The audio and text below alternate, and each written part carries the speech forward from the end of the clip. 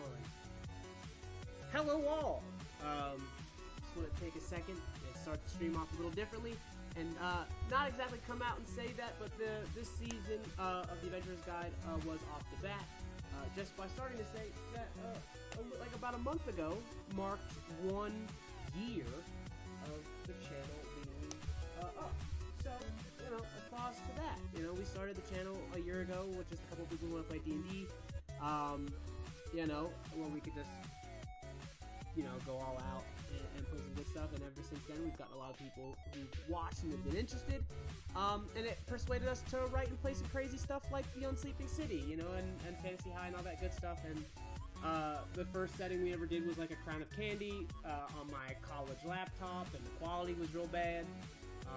And I don't think most of the sessions uploaded to YouTube or Twitch. But it ended up being statistically the best one we've ever did. And unfortunately, it was so bad that when we did it, and we got our PCs and our recording equipment long after we had done it, and like a lot of people missed out on it. And anyway, it's enough of that. It's intro time. Surprise! This season 5 of the Adventurer's Guide is a remaster of season 1, A Crown of Candy. I'm Sully, your humble dungeon master, and with me, as always, are our intrepid heroes. Say hi, intrepid heroes. What up? Howdy. Hi. Wow, y'all are trash. We go back to how it was in the beginning. This time a little different. Same thrilling story, but this time a couple of new fancy faces to follow along, and of course, some fun new visuals this time around. Introducing our cast, we have Aspen Rain, we have Brett, Sage, and Max here as our cast of intrepid heroes. That being said, let's play some D&D. Let me do this. Behold, Calorum. Many years have passed since the ravaging war raged across the 6 kingdoms. A plague of carnage swept the lands, a blizzard of arrows hum across the sky, the slithering of thousands of swords being pulled from their sheaths, all holding their breath for a deciding moment. This war ended 20 years ago with the creation of the Concord, an empire that would see power passed amongst the 6 kingdoms, and ever since, peace has reigned, tended to by the great powers of the realm, the Bulbian Church, and the Concordant Emperor.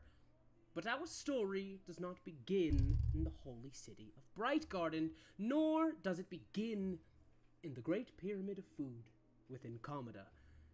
No, our story begins in a land of sugar, of sorrow, of sweetness, and of strength. Our story begins with a crown of candy.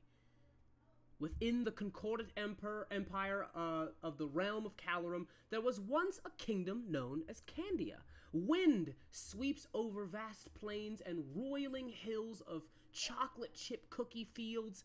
Here, in a vast realm of sweet things and peppermint forests, high in the distance, the northern peaks of the great Stone Candy Mountains have swirling snowstorms of ice cream winds peeling over the horizon. We see tall trees of ancient lolly orchards and our sugar cube farmers toiling the fields, spiring towers of sweet frostings and hard rock candies, the fortresses and battlements of ancient empires. We descend to Castle Candy. And on this beautiful day, the hot days of Highbright, the middle month of summer now unfolding, banners unfurl, and upon them the symbol of the House of Rocks. A single swirled candy hangs over the castle.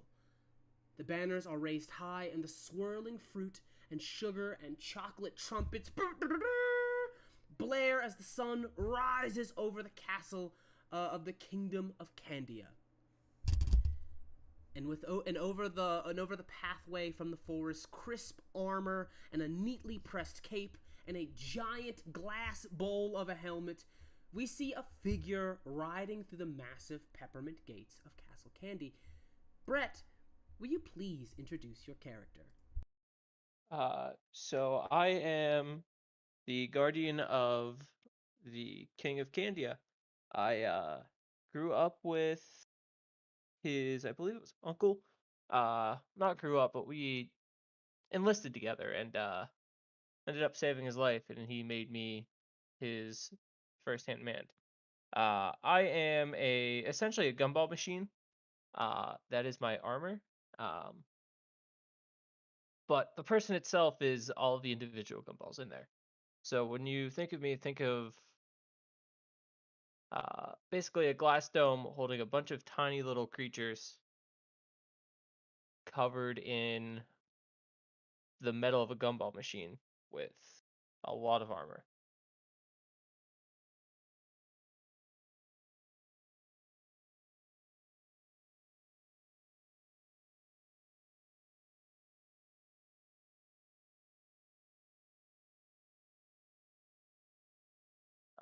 Yeah.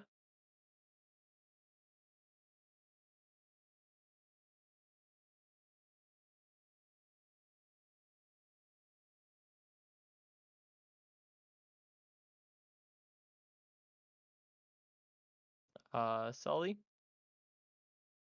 Oh, there we go. Sorry. Nice. Yeah, you go through the main gates there. You see that there you are greeted after you give your documentation. You are greeted by a little cake man, feather in his hat. He's kind of like got like tights on, rapier at his side. Who's there to meet you at the gates? You would know this as Lord Calroy Cruller. He is the spy master of the king.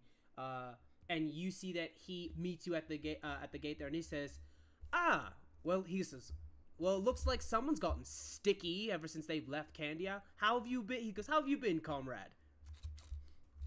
I've been alright. Been around. I hope the ride to Vegetania hasn't gotten you, hasn't made you lose your sweetness. No. I hope not, and I'm just gonna put my hand on my sword. You see that he and a bunch of guards kind of help you off your horse there, and as you walk through the front door, the two of you kind of there's like talks of like old war stories and stuff like that, and we head off as you walk forward through there. We instead of descending, we ascend of Castle Candy into a high spire of twisting chocolates, peppermints, and all of these assortments of sugar, to a laboratory perched atop the massive Castle Candy, and we are introduced to this character by a knock on the door. How do I explain? A knock on the door, and I'll just ask this way. Sage, what is your character up to at this point? Sleeping. Sleeping. You were awakened by a thumping on the door as somebody knocks on the door. But you see that he goes, excuse me, I do hate to be a bother, but there's a summons to the royal chambers. If you hate to be a bother, then don't be a bother. That is fair, but it is unfortunately my job to fetch you, and if I were to return, that would be a job incompleted. Give me like 5 minutes. Yeah? You have 5 seconds. Okay. You hear a big old like thundering voice from the others, like clearly not this timid person, also speaking through the door. I throw on my I'm sorry. Give me like 2 seconds. I throw on my trench coat, open the door, and be like, "Oh, you think you're all tough, don't you?" Why don't you describe what our Imperial Guard here sees? You see, stand. How tall are you? Me, Yeah. 6'8". Oh yeah, you see standing 3.5 feet below you this short little pink gummy thing with a trench coat way too large for him, looking all high and mighty and mad that you woke him up. Yes. About time you woke up. He goes, gentlemen, About gentlemen. time Please, you woke up. Please, he goes. Calroy has already walked off. He's already kind of dropped this assignment on me. In all retrospect, I believe it is a little too much of an ask. But we are to meet with as some sort of royal summons in the royal chambers. So if we could leave the bickering, that'd be most grand. Yeah, whatever, let's go. You guys start to head down the stairs, and you see that intersecting your pathway as you head towards the royal chambers, another large kind of armored gummy bear. This is Sir Toby. He is one of the one of the lieutenants of the king. You see that he is walking toward deeper into the castle. You see he stops and he says, "Ah, late sleepers, I see. Well, nonetheless, it is good to see you awake. We have grand news that I am excited for us all to share in. Has anyone seen the princess?" I'd still be she sleeping asleep if it weren't too? for these fools. Is she asleep too? You know, that would be like her. Does anyone care to accompany me to her chambers? Real quick. I'll go. Where would I be? Or can I make that up? It's up to you. Yeah, you see Sir Toby just goes, "So would anyone like to accompany me to her chambers?" I'll go. He goes, "Oh, very well." He goes, "If you could, Pish Puff, if you could, escort, our alchemist here to the royal chambers, that'd be great. We will meet you there momentarily." He says, "Yes, my lord." The two groups split off as they head deeper into the chambers. And you see that they arrive at the princess's door. And you see he opens the door, and there is what looks to be like a large chocolate bunny who is at a chalkboard. And you see is At a chalkboard? yeah, fully rambling about yes, and if you turn back to your pages in your textbooks, during the height of the ravaging war, you see that there was in fact a famine where not only was food running out, but resources were very scarce. And you see he goes, Le Pen, he goes, "I am here to relieve you of the princess." And he goes, "Oh, well, aren't you a rather large goon?" And you see as he refers to you, to you, Red. And then can I roll an intimidation? Yeah, you can absolutely roll an intimidation.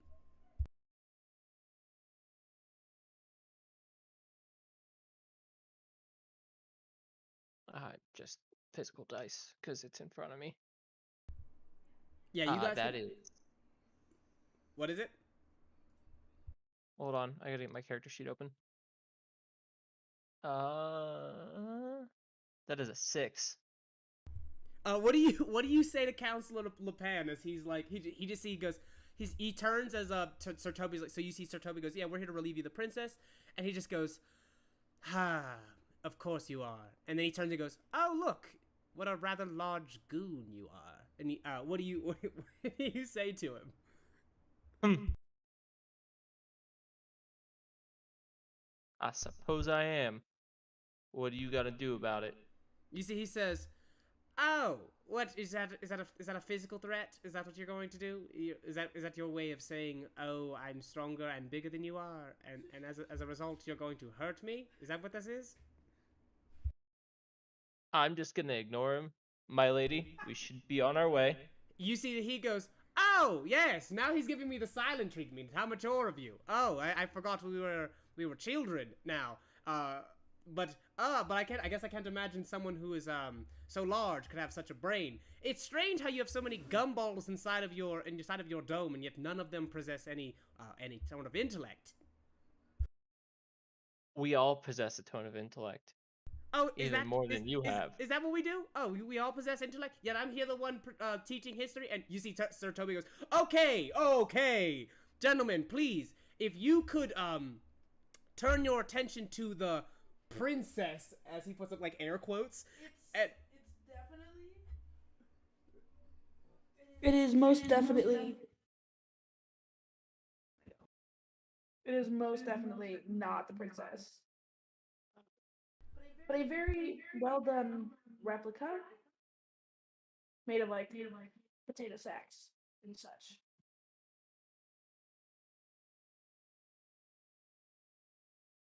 Some intellect you have. So where is the princess exactly? Yeah, you see that there's like this, like, what is it, a scarecrow? Like a scarecrow? I mean, if the scarecrow was really well done and like handcrafted, then like yeah. Yeah, you see the like the weird like scarecrow dummy that's sitting there, and he just goes,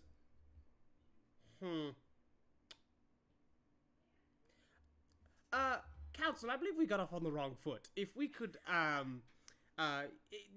that I'm upset or anything, but if the king were to find out that the princess has gone off somewhere, I believe that we would both see the end of our jobs.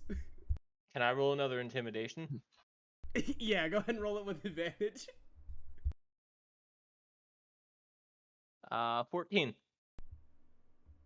What do you say to him?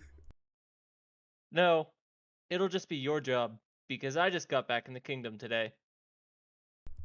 He says, "Oh, you were the one at the gate. Oh, So I'll ask again, where's the princess?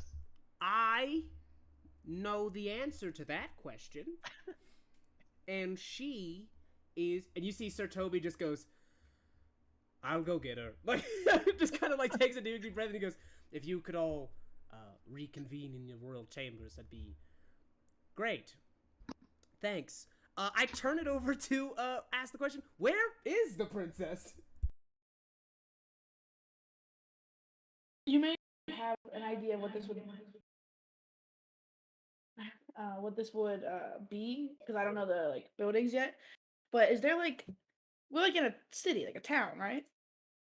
Like obviously in our map here we're in like an island, but that's not real, right? There's Correct, like yeah, a city so- and a town and But we had to take some creative liberties for the use of Tailspire.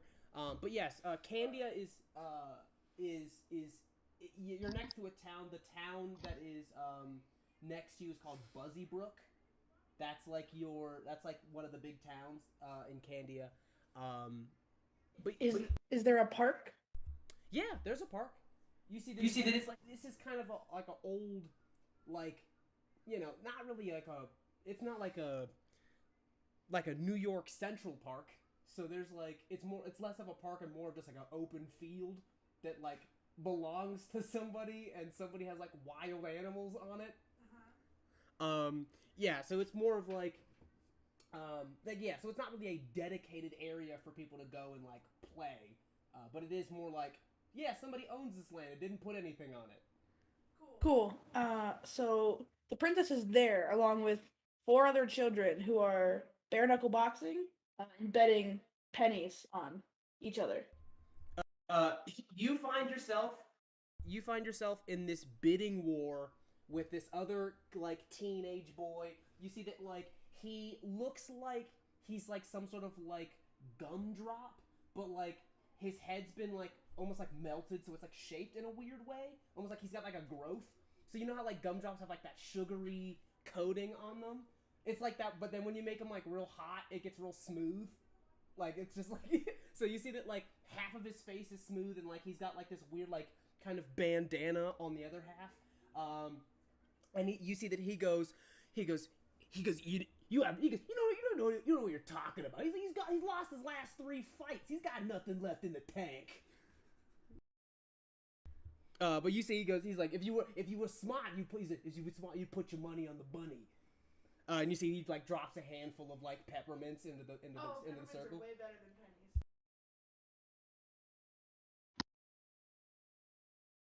than pennies. He drops him into the circle, placing the bet on. Is the princess fighting? Yeah. Oh, somebody. No. So you're fighting Against whatever kid. Yeah, they put in your opponent. You see that they start betting against your opponent. And you see that you're in like one of your corner as the bell goes back off and they start to push you back into the center. And can you make me an attack roll, please? My normal. I was gonna try to include it here momentarily, but my normal attack. So just D20 plus your strength. You're a monk, so add your proficiency. Okay. Does it matter that I'm using a natural weapon instead of my preferred weapon?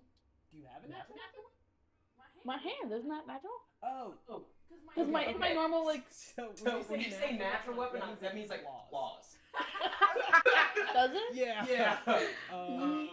No, my claws. Yeah. So my giant talons. It's just the D20 plus your. I think it's strength or dex for you. I just realized. Can we roll on here? Yeah. You have to press space bar. Oh shit. Okay, D20. Yeah. I Then you just grab the box. Like the die in the box. Nope. Wait. Nope. So you Nope. hit the 20. 20. Oh, I got it. It just rolled real late because I got a 16. Yeah. It was just right here.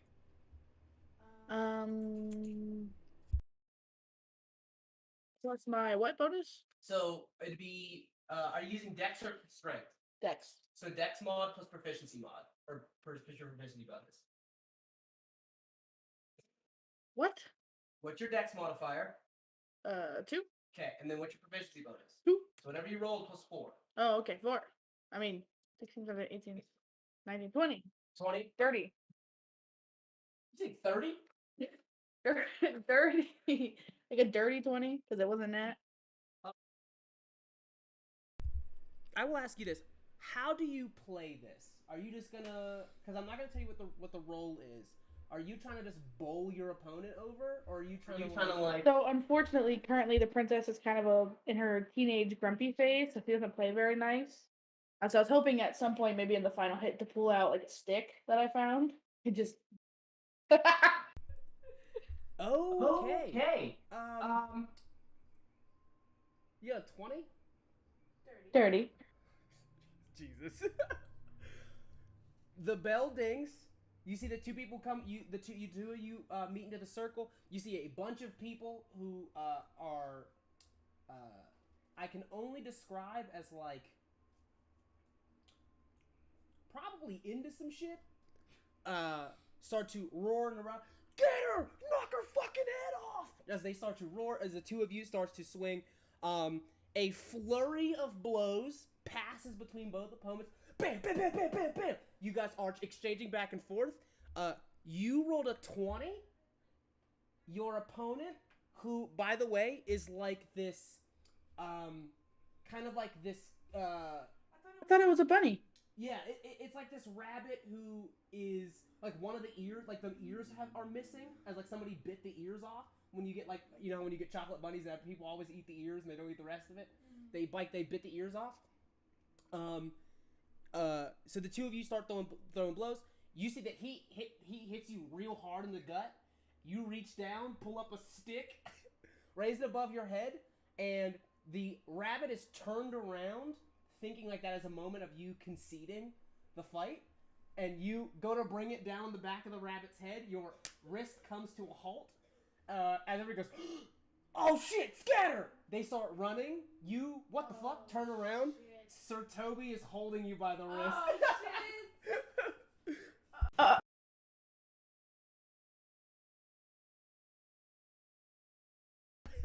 You see, he goes. I'm not a pirate, so.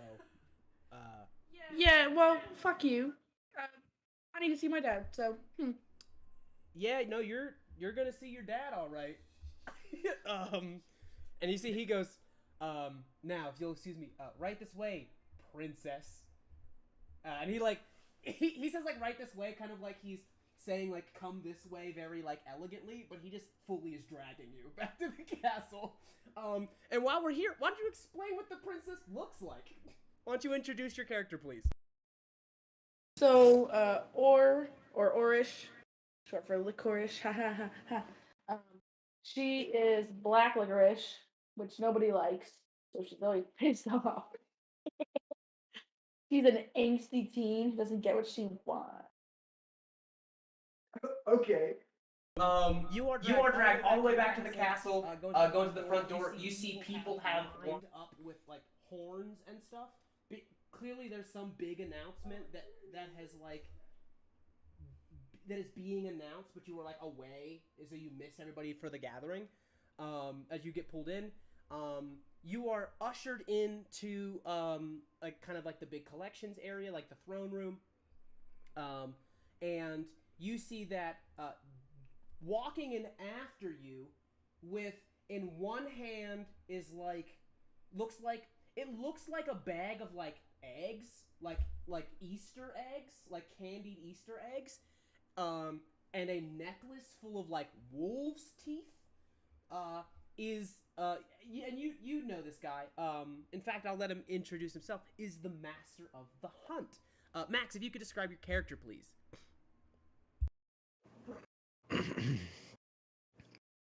Pretty much just a candy bar, wearing like a wrapper as a robe. My trusty hand axe at my side. That's about it. You walk past the Sir Toby dragging the princess through the halls. Like, it's very clear that she does not want to be dragged, but she will for sure run away if he lets go. And you see he stops seeing the hall and he says, "Well, you've been busy." Yep. King's says- been on a lot of hunts lately. He goes, "That's good." He goes, "You'll keep us fed throughout the winter, I hope." He goes, "I know this isn't your thing, but as a member of the King's Court, we have a summons in the throne room if you'd like to join. I'm sure that King Amathar would really appreciate your appearance." I will certainly appear. Thank you. And I can't help but notice all of the teeth. How is that from one animal, or is that multiple animals? It'd be multiple trophies. Okay. You see, he's like, "Well, good day, sir." And he starts walking away. He whispers to you, Aura. She just goes, "Weird dude." Like, You just tell me about it, mate. you guys are pulled into the chambers there, and we arrive near the chapel, a deep and open room with tall windows deep in the center keep there. It echoes as a hard candy with a hard candy stone underneath. Like, hears the tap of footsteps walking across it. We see a room dominated by these four massive statues. These four massive statues of like four royal women. There is like on like the north side of like the chapel, reflective, sort of like a quiet and somber room. There's a statue of made of like a deep chocolate stone, almost like a Tootsie Pop kind of thing. A lightly armored older woman, circlet, like a royal circlet on her brow, holding a rapier, like a fencing sword in her hand, long cape, and underneath reads General Rococo of the House of Rocks. To the east is like a bright yellow candy stone statue. Each of these statues is like 20 feet tall, by the way. This one of a pious looking woman who holds a circlet on her belt. She does not wear it on her head, but she holds the rest of like her whole outfit on her belt. And you see it says Saint Citrina underneath that. On the west side there is like this like deep dark purplish blue kind of like lighter blue statue. Says it reads the Archmage Lazuli. You see holding a book in her hands, the circlet on her brow, this royal looking woman in like wizardly robes. And then in the south, made completely transparent, like this light blue candy stone, is the former Princess Safria. Standing in the hall of statues, this room that is otherwise very, very sparse, with just like a golden light of the bulb coming in through the windows, we see alone a tall, wide, like very stoic figure, the King of Candia, King Amathar Rox. Red, you are brought in with Calroy Cruller. As you see Amathar kind of standing in the middle with this chest, looking up at all four of the statues. And you see he is like in this kind of very deep thought, as if like, you know, lost in some sort of thought. And you say you kind of catch him thinking out loud to the statues, where he says, yeah, I mean, it's her 18th Saints Day. It's really exciting. I think you guys would like I think you guys would have liked each other a lot. You know, she's real special. You know, she looks a lot. She looks up looks a lot after. She takes a lot after you guys, and you know it's hard enough being a father and a king, and you guys would have been so good at this. I'm just not. I'm not cut out for this. You see, he kind of hears you guys, the tapping of your feet across the stone as you approach, and he says, "Oh, who's there?" And you see he turns and sees Calroy and you, Red, approaching him. Hey, I thought it was my 16th. It's 18th. I know I told you 16th, but Well, it is I actually. based my whole character around being a 16-year-old. You can be 18 and angsty. No. Can I be 16? Yeah, you can be 16. So it's her 16th Saints My Day. whole character is being a 16-year-old little bitch. I gotta Google 16-year-old angst. You see that? Yeah. You see you guys approach him, and he says, "Well, if it ain't that googly-eyed," he says, "it ain't that googly-eyed, big red gumball machine." You see, he looks at you and he says, "How fair?" He goes, "How fair is how fair is the capital, brother?" They're an interesting bunch. He says, "Yeah, I never did like." He says, "You know, I never did like my vegetables. But they treated you well, I assume." They did. Their food was not so sweet, though. Dry, right? Like almost earthy. I can't imagine. Because I don't understand how one does not how one does not enjoy the chocolate milkshake rivers and the he goes and the vanilla cream milkshake smoothies that we have here in Canada. Everything is so sweet and good. I'm just gonna walk up and hug him. I know those were her favorite too. Yeah, this is hard. You see, he's kind of taken aback by it before he hugs you back, and he says, "They would have appreciated hearing that. But we can't dwell on the past. You would not have returned if not for having news." He goes, "What news do you bring?" What do you mean? You've been gone for so long. I can't imagine you've returned from Comida without some news. Do you bring some sort of tithing or a message? I have. By decree of His Royal Highness exalted victor of the ravaging You see, he war. goes, oh, monarch. it's a decree. Yeah. Okay. He goes, I hear that there's been a summoning for the court. He goes, okay, very good. And you see that Calroy goes, he turns to Calroy and he goes, Calroy, good to see you. He says, yes. Her Majesty the Queen is less than chuffed. He says, I don't understand. He goes, according to the report, the princess managed to get a scarecrow and stuffed them with sugar grass and then dressed them in her clothes and hoodwinked Chancellor Lepin and then disappeared during her lesson. Yeah, I mean, it was really good. Got the town, so hey. That is the literal entrance as the rest of the royal council comes into the chambers. It's just you saying that, and he goes, wait, that's awesome, and he didn't notice. Not a fucking clue. He said, yes, apparently 90 minutes into the lesson. You see that Those Amathar, lessons are like 7 hours. you see that Amathar goes, well, you know, who's so smart now, right? I mean, he goes, yeah, you show him. I mean, We high oh five. my god, you high five him. He goes, oh, I love that. And you see Calroy goes, yeah, I thought you might. The Queen also thought you might, and basically asked that you and her get on the same page about the appropriate punishment.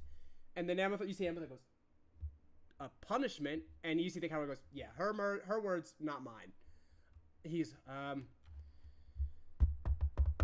Her 16th All right. birthday, isn't it? you see, We he can. says, We he should give goes- her a pass this once. He goes, Red, I understand that, but if I give her a pass, I'm not gonna hear the end of it. And you see Calroy says, look, I don't think that she needs to be punished harshly. After all, you know, he goes, your court wizard was hoodwinked by a 16-year-old girl, so I don't see how. You see the Calroy turns to like all of the other council members who have the council alchemist is now in, the master of the hunt is in now. He goes, can you guys help me out or something? He goes, he goes, I am not this girl's dad. Will one of you help me, please? This one's on you, big dog. He goes, oh, thanks. Yeah, thank you for that. All right. Amathar, are we done here? And he says, yeah, I'm done. Let's go. You see, he like looks down, and you see, like a case finally like marbled candy stone, that like looks like it's like a very ornate case pulled from like the armory, and you see he looks, he like pulls it alongside him, and he turns and he says, members of the royal court, it is good to see each and every one of you again. I am under the impression that our associate, who is our representative of the royal guard, has brought news that he would like to share with all of us. He goes, you're up, Red. So he sent me with this.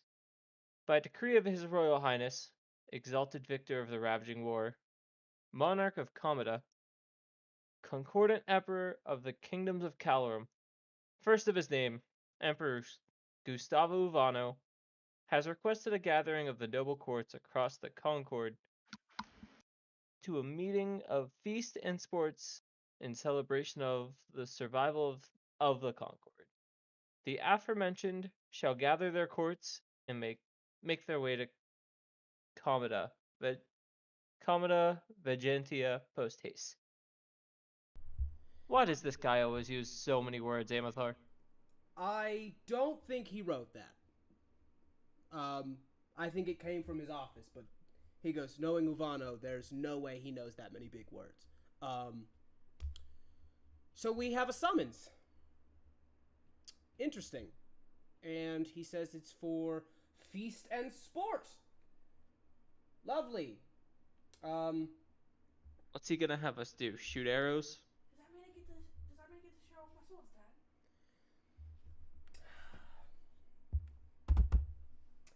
Orsteer, that's exactly what that means. You see that, like, he just starts turning. He goes, oh man. You don't understand. I haven't seen this guy in the last 20 years, ever since the war ended, and he goes, oh man, yeah, I know. He's got a good daughter of himself. Maybe the two of you could like hang out or something. I don't know. Either way, he goes, knowing Gustavo, it's a tournament. It's gonna be some kind of games, and I'm down for that. That's so cool. He goes, okay. The letter mentioned that I am to bring my court, so that means, Red, you are our representative. So I guess you're on. Calroy, gotta have you, man.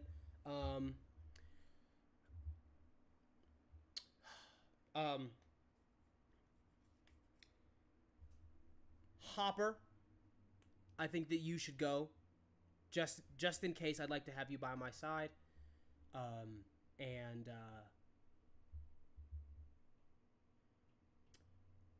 Frank, if I could be blunt. I mean, okay.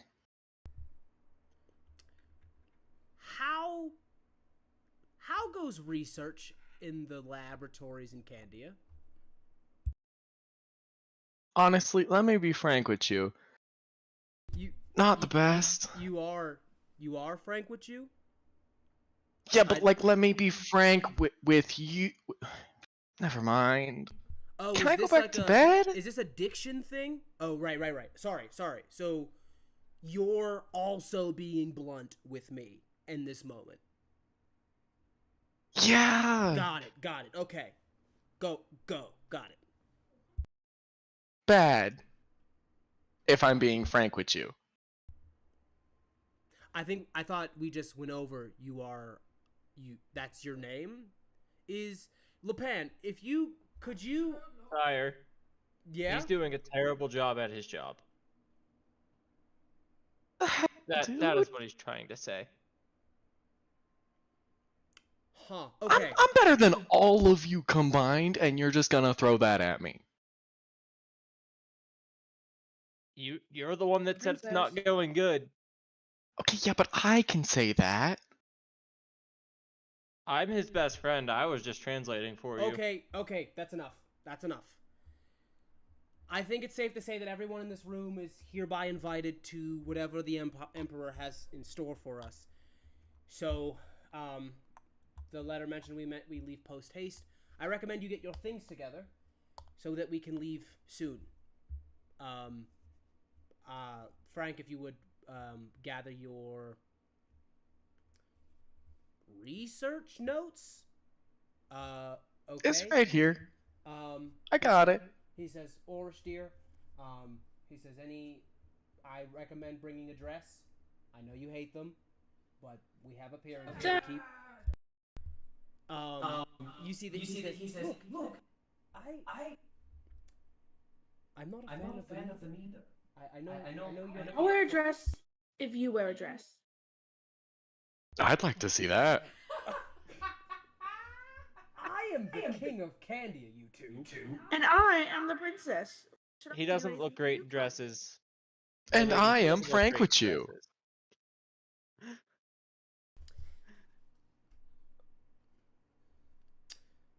dresses. As the king of Candia and your father, I say you must wear a dress. And as the princess of Candia and your daughter, who is 16th birthday is today, I say you will wear a dress. I'm not wearing a dress. I'm just. I have this, sire. Did I not just say we were gonna go easy on your punishment for ditching class?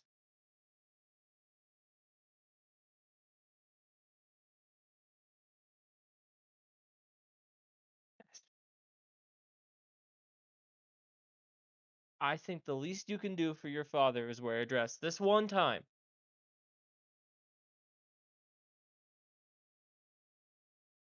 Will you wear a dress? I'm already wearing one. As I look down at my armor.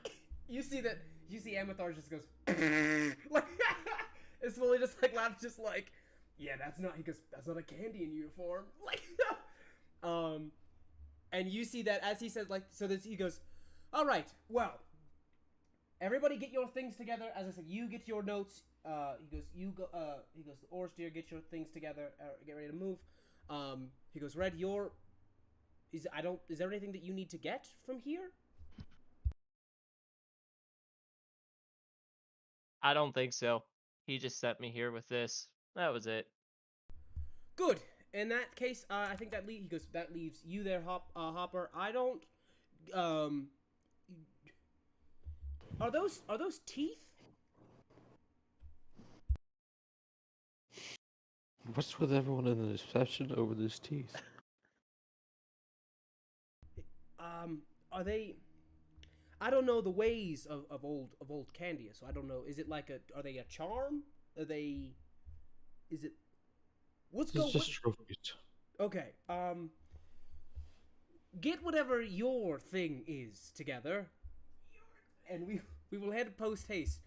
And no matter what happens, we don't speak of the skipping of the skipping of the lesson to the Queen, please.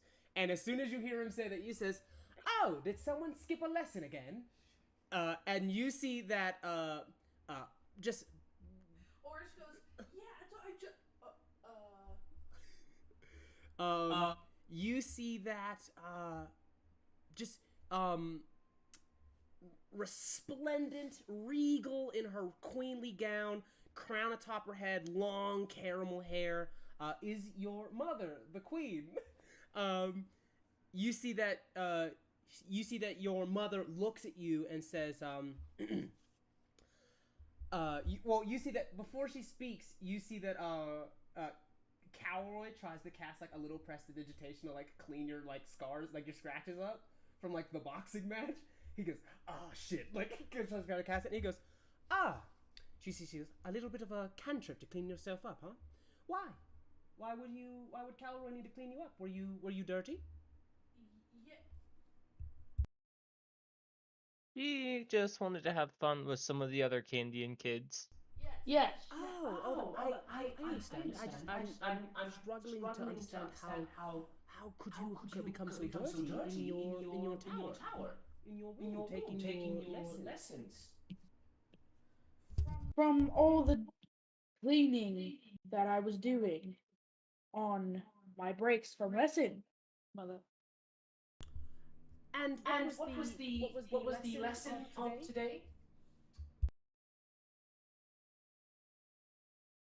It was how to properly sweep floors and dust the ceilings. I need you to roll me a deception with disadvantage. Wait, can I help him? Can I give him at least a straight roll? Yeah, you give a straight roll. Alright. That's a 6.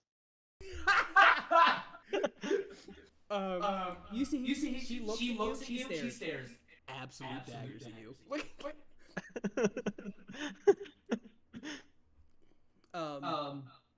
You see that Caramelinda turns to you, Orish, and she says, "Dear, wasn't it you who told me you wanted to follow in your aunt's steps?"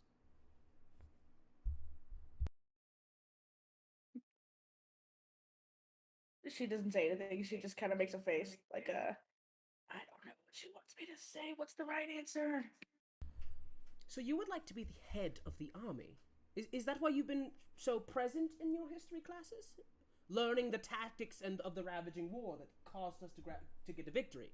The war your father and your aunts and all of the other members of your family fought in said war. In that war? And their exploits are all a matter of public record? The history of which of them is there, but I don't suppose you would have attended any of Chancellor Lepin's history classes. Is that right, Chancellor? and you see that Lapan like retreats into his robes. He says, "It is, Your Majesty, slightly complicated. There were they were there in their physical forms. They looked a lot like they were looked like a lot like they were there. You see Carmelina goes, Lapan, you were bamboozled by a scarecrow, and you see Lapan goes, yes, bamboozled by a scarecrow.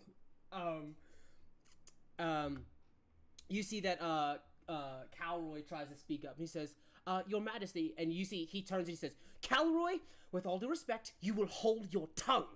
You will refer to Chancellor Lapan as Primogen of the Church, and you will be respectful of me, myself, and my station. Is that clear? And you see that Calroy just goes, yes, my queen. Yes, Your Majesty. And you see that Amethor just goes,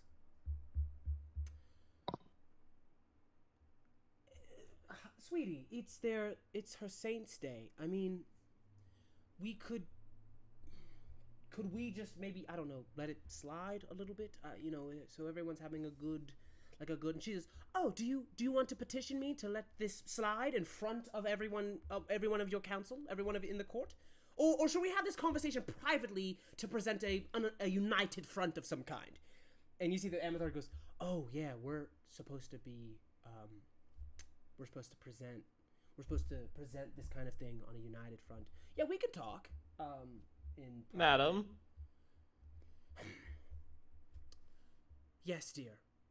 By the way, it is Why good to see don't- you again, Red. We haven't It's spoken in a good very to long see you time. again too. Yes, I believe not since the wedding. Why don't Amethor and I just give her history lesson on the way to the capital as punishment, Can you- and she has to hear it from us. I'll listen. Roll me a persuasion check with advantage, please.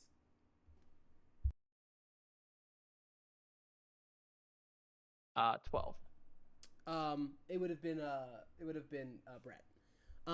You see that she says, very well, and she goes, and only because your summons is post haste. I assume I am powerless in the matter. You see that she goes, but I will have a word with my husband before each of you are to depart. In the meantime, Before you finish, madam, I believe her punishment for skipping should be that she has to wear the fanciest dress that we have in the castle for her. I agree. I immediately throw all the middle fingers secretly up in the air towards him as fast as I can, just like scratching my nose, scratching my head, but like they're all like middle fingers. She's gonna roll a perception check.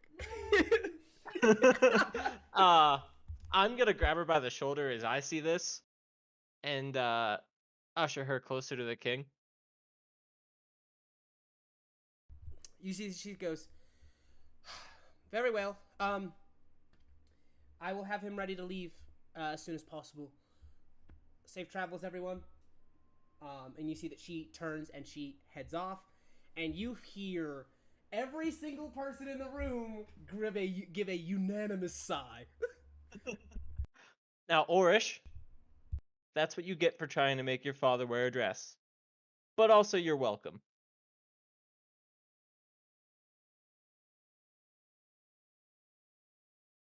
She just sticks her tongue out at him. Yeah, that's fine. I just saved her ass. So, like, you're welcome. Alrighty. Is there any preparations you guys want to do before you head out? I'ma eat all that good food that Amethar was talking about before we leave. Just like a whole bunch of candy, Yep. all that good food, all that stuff that's great All for your that- teeth. All that good food that's Yeah, not I from understand, Gigantia. Yeah. So you guys do any of that? But does anybody want to do any prep? Any like, I say shopping, but like is there any like? Find like a real sword within the castle, because right now all I have is like a practice one that my dad lets me have. If need be, I will steal it. Okay. You do see that chest is still in that room. Like that ornate box. It is a box from the armory. Is anyone still in the room? I will ask everybody. Is everybody else still in the room? No, Frank left and went back up to his study. Was the food in the room? No. The food would have been like, obviously like in the mess hall, or you Nope. can obviously everybody the kingdom knows you, so you could probably just walk into the kitchen and get something unless like if they don't have something prepared, you could always just go into the kitchen and be like, yo, make me this. Then nope, I'm sure as hell not in there anymore. All right. Hopper, is there anything you want to prep before you head out? Nope. Wix is all prepped. Alrighty. So yeah, nobody's in the room. For sure, I'm gonna check in that bitch.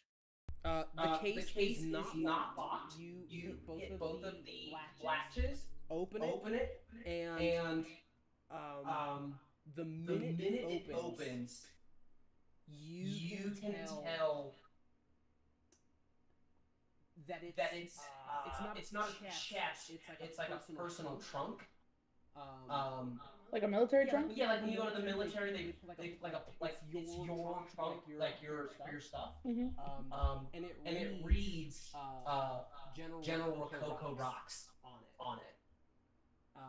And you open it, and you see her winged sword is in the box.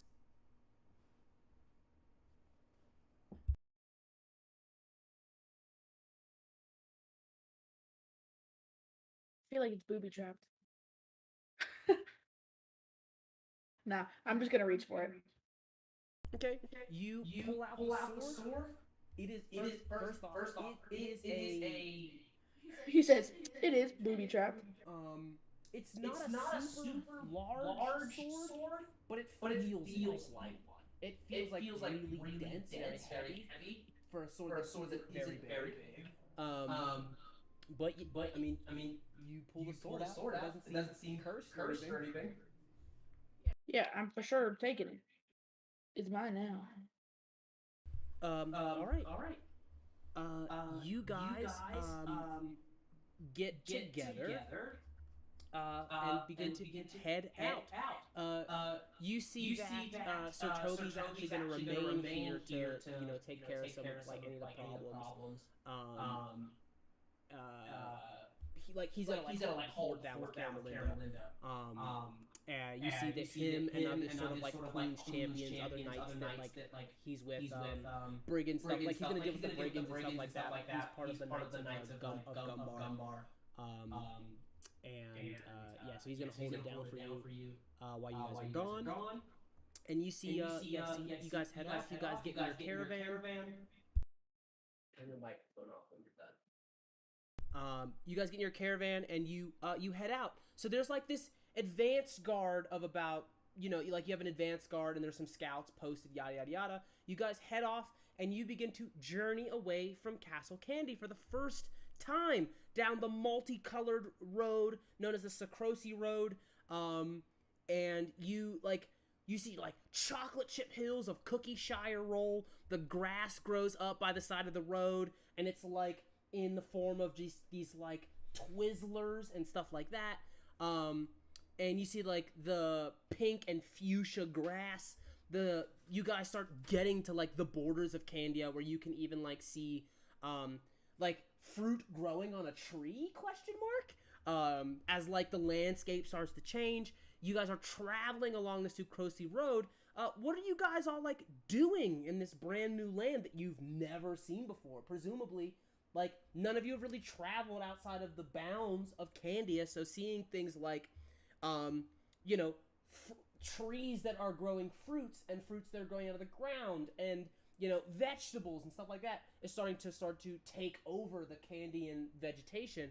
What do you guys do like around the caravan? Like, are you any of you like stepping out? Are you staying in the caravan? Does anybody want to like do any kind of scouting or anything like that? I'm gonna look for any threats, as is my job. Okay. go ahead and roll me a perception check. Does anybody else wanna do anything in the meantime? For sure. I take my 13. pixie box, whatever the equivalent of like a phone or like some kind of distracting item would be, and I just start fiddling with it in the cart, my own little corner. Anybody else? I'm crafting a poison. Of course you are. 13 on that perception. Alrighty. And Wix, are you doing anything?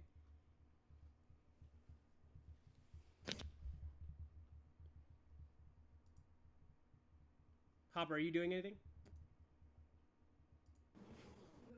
Just looking around. Okay. Give me a perception check, please.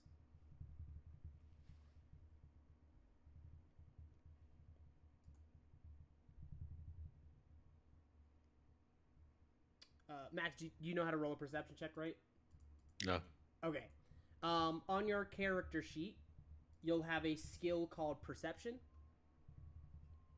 You see that? Mm-hmm. Okay. So go ahead and roll a d20 and add that plus to it. Or minus. I don't know what it is.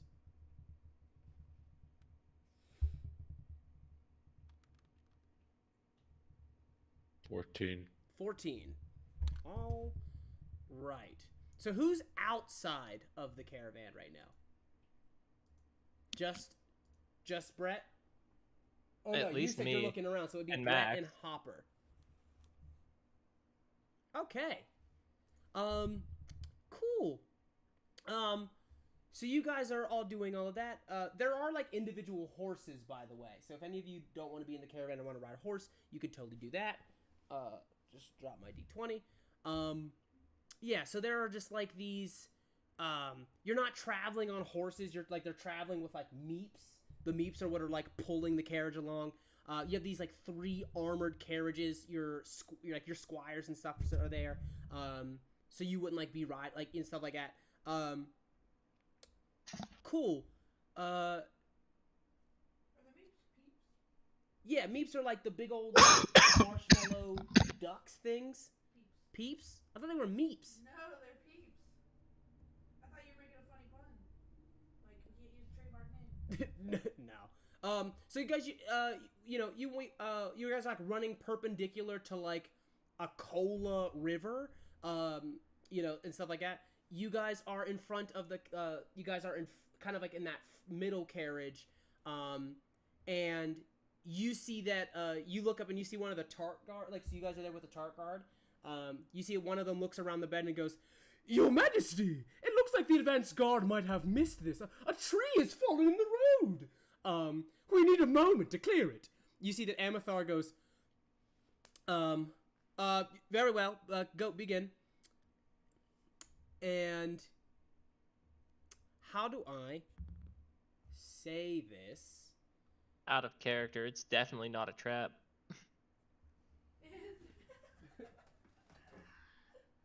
Brett,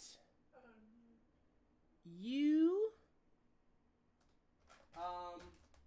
you're out. Hold on. You're out front. Can I say that I lied and instead of tiddling with a electronic device? Can I have been like messing with my swords? Yeah. That feels more in character. Okay. Brett, you take 16 points of damage. Oh God.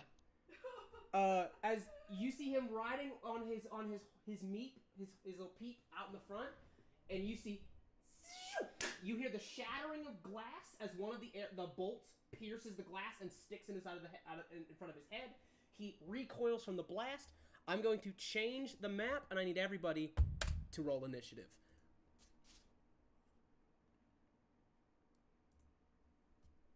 I got a 17 on initiative. 16. All right. You don't have to roll initiative yet?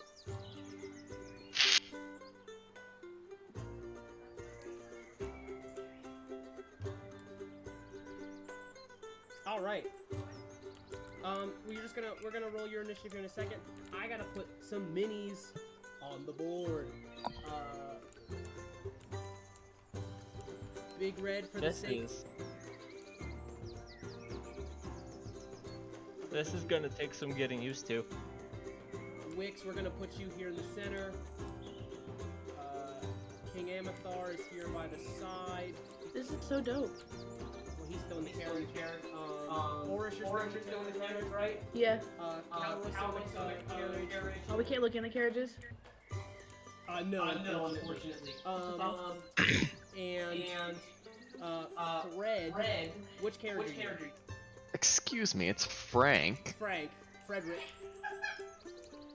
God. Frank, which carriage are you in?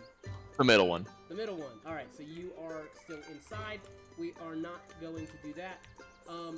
I will Red, you were shot, so you get a reactive perception. Go ahead and roll a perception check, please. 9. 9.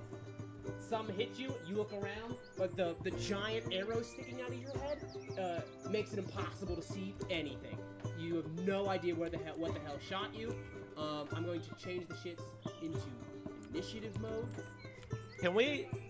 Do I at least know what direction the arrow is sticking out of?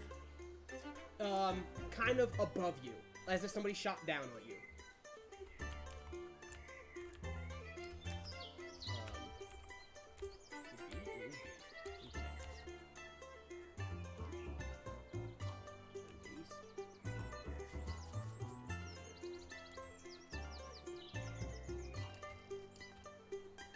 Trying to figure something out. Well, I guess I can't really add them until I get you guys. So what is the initiative order here? 17. Initiative modifier. Yeah, roll initiative and tell me what your initiative is. I'm actually gonna put you because I can't track your initiative unless you guys are outside of the thing. Who rolled 2d20s? What?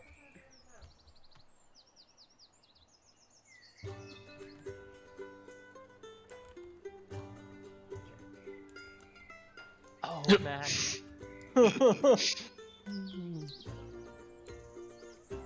It's your dexterity modifier. Yeah, so because I can't track your initiatives unless you guys are outside of the thing, I'm going to put your pieces on the board.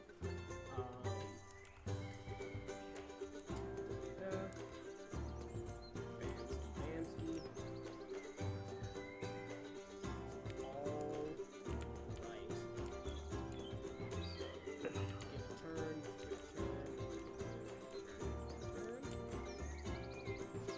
All right. Give me some numbers. 16. 16. Oh, I didn't give stage turn. There we go. God damn it. 16. Who said the next number? 17. 17. 17. You guys want to go at the same time? I'll have a roll off. You wanna go after? Okay. Hopper, did you roll?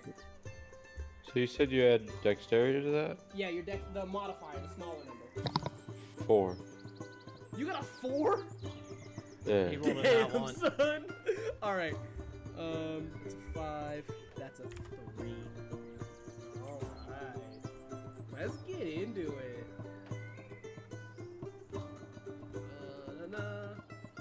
Calroy is a plus 3.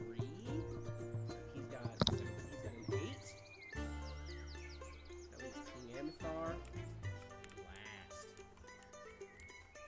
How did he roll lower than a nat 1?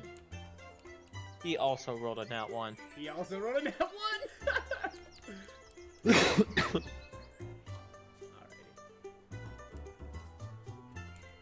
I am trying to currently figure out. I can't click the bad guys. Let's see.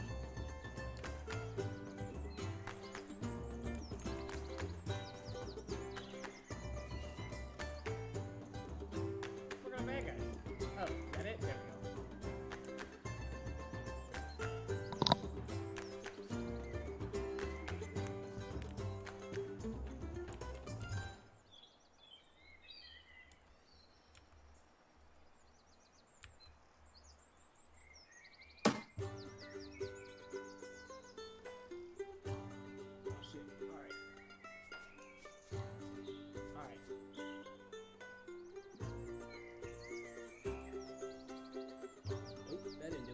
God damn it! All right.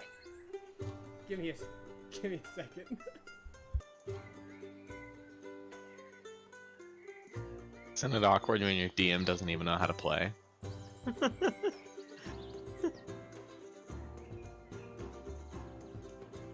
It's weird because like I just did this board and it was working fine.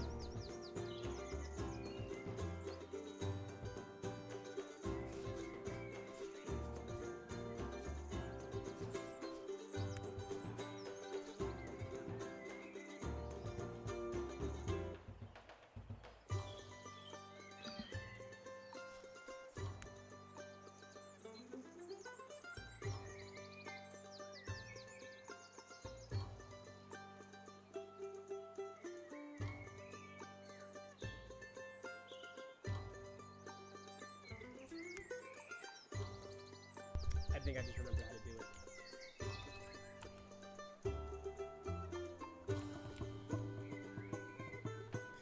it. Yep, that was it. Thank God. All right. Alrighty.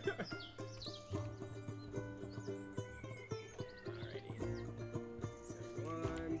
2, 3. Alright, we got it, boys. Alright, first in the initiative is Frank, you're up.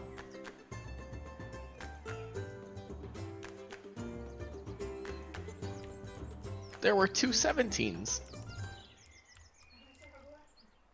Yeah, he's and then oh wait, did you get it? What did you get? A 16. That's why. Okay. So that means Fred is here. Or he's here. And you're about to be real bad. I want you to know I have 9 hit What's points your left what's your after that one dexterity arrow. modifier, Sage? 1. Okay. That's the turn order. So in that case, it is.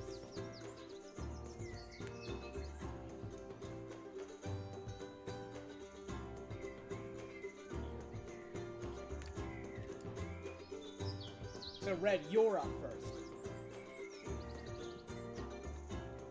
Yeah, I'm gonna look for these fuckers again. All right, give me a perception check. That is a nat 20. Nat 20. I will, you know, with a natural 20, I'll just reveal everybody on the board.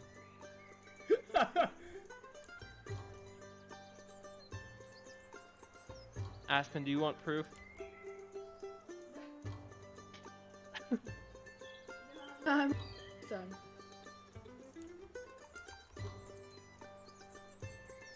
How come we can't look at them very close?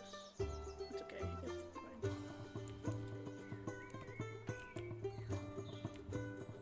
All right. You get a moment of clarity when you look around. You see you are fully surrounded. Okay, on the right hand side, there's still a white diamond. So there's a slider. Pull it down. And then use your scroll wheel to do that. Much better. No, There you go. thank you. That's your. I'll say that's like a. You have well, it's a free skill check. So you see that. That's what you see that. You are able to control your mini. Hold on, I just clicked on it and Just the bad guys with glow. everything.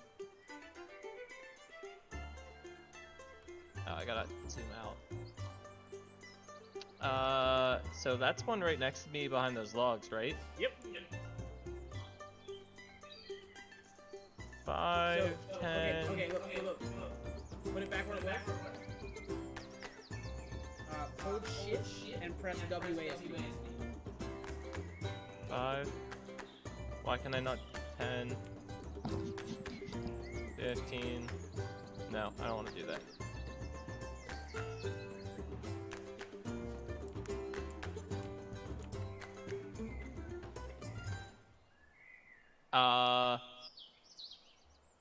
Yeah. I'm gonna slash this fucker. All right, go ahead and roll attack.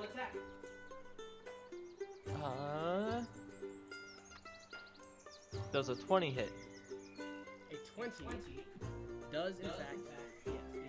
Also, if you want some flair, if you have your mini selected, and then you right-click the person you want to attack, there should be an attack section, and you can swing it.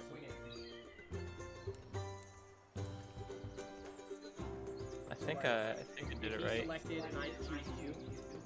It'll look like that. Yeah, it says you're trying to attack Cheese Marauder. Oh, I have to apply. There you go.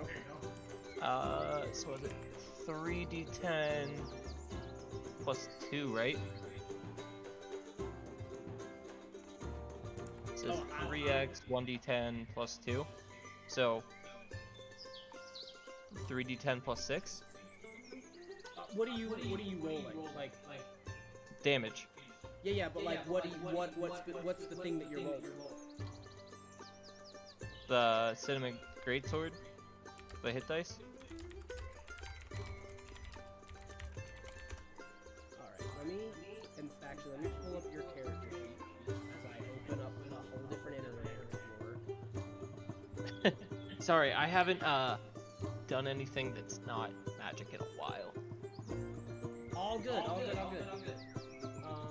Assuming this is correct, so you get a 2d6 plus 3. So roll that first. 2d6 plus 3. How do I clear out the dice that I just picked up?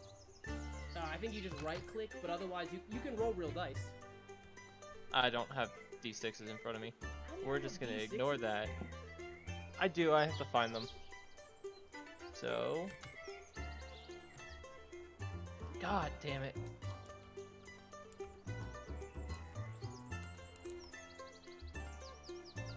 So that's what, 4 plus 3 is 7, and then Oh wait, did you pull up the new one? what? Or did you pull up the old one? Because the new one I added all the bonuses into, and it should be 2d6 plus 4 slashing, and then 1d6 fire. So what's the plus 4 from? What's the plus 1 from the sword, right? Yeah, Your strength's plus 3? yeah. Okay. Yeah, so that's right. So it would be a 2d6 plus 4.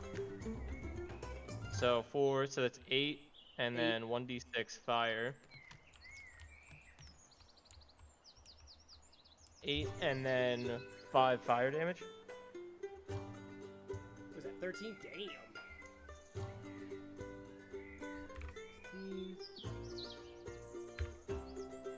16. You snap to him, jump over the fence there, walk over, climb over top of the logs, standing on top of him, just bring the greatsword down on top of him. You hit him. Why don't you roll me a perception check while you're there? 6. 6. You hit him, and as soon as your blade makes contact, you can see that even though most of these guys are like wearing hoods and stuff, these guys have like that weird kind of white complexion of a Dairy Islander. For those who were watching, obviously, we had to take some creative liberties because they wouldn't let us put in cheese people. yeah. Yes, the lizards are cheese people. Yeah, so you hit him. That's some information that you have there. Anything else you want to do with your turn? No, that's it. Okay. So we move to Orish. It is your turn.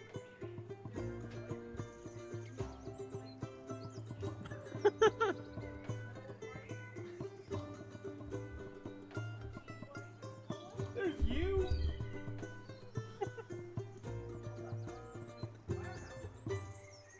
If you double click, you see the initiative tracker.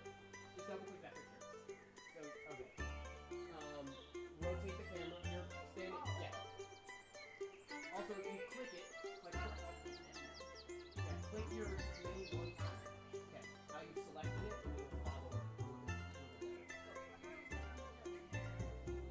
I couldn't add you to the initiative unless I put you out. Like, put it on the board, so I said. Huh? Yeah.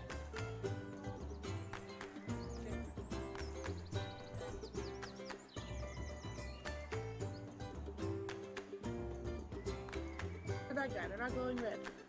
All of the bad guys, if you look closer at them, are rats. But they were They also lizards. have white bases. The one in front of you doesn't, so I'll change that for you. So I don't see a white base near me at all. Well, then who's this short lady over here behind our caravan? That's Frank. That's Frank too. Kinda rude. He's kinda rude. I had no idea. I'm That's sorry. Frank. I go, who's this short lady? Okay. Was it shift? Yeah. Nope, I'm inside him. But yes, and then I'm going to slash, or I guess I should look at my character sheet since I like never use sword.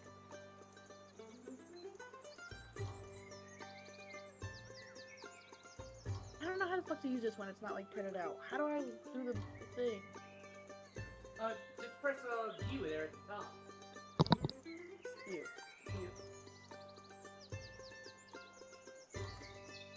View. Yeah. Do you prefer it as a PDF? Yes. Okay. So hit this export right here. Change it to file.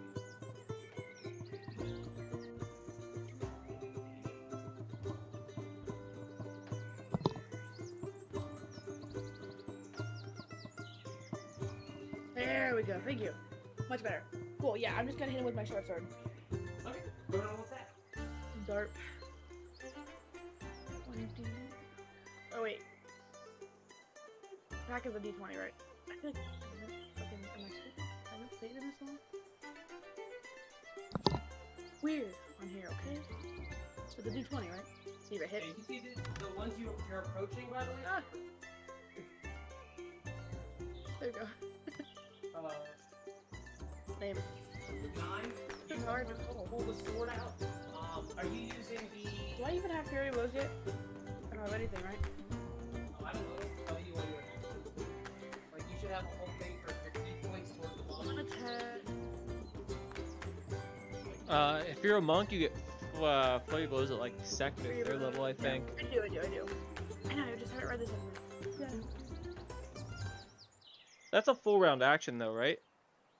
No, not in 5th edition. It's a bonus action. Uh. Oh, I have stuff in the window, yeah. Are you using your sword? I am. You pull it out. You in case it's to the swing. You feel that weight. That's so heavy sword. You pull it up. The cheese, that would like cheese. It's not really a mercenary, I guess. Big old. But also not really a rat. Isn't it a lizard? He is a has this giant like wheel of a shield, rotting like cheese. Ping, ping. Catches your blade. Dang. You still have a bonus action. Oh yeah, for sure.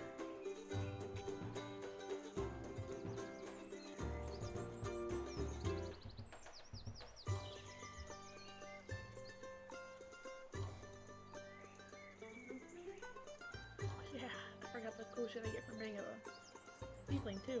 Oh, I miss this character.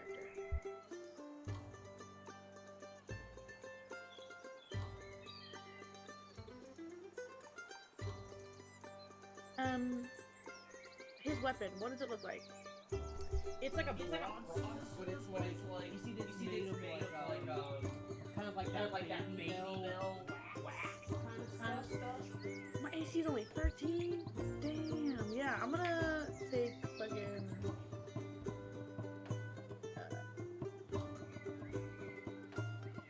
I should defense.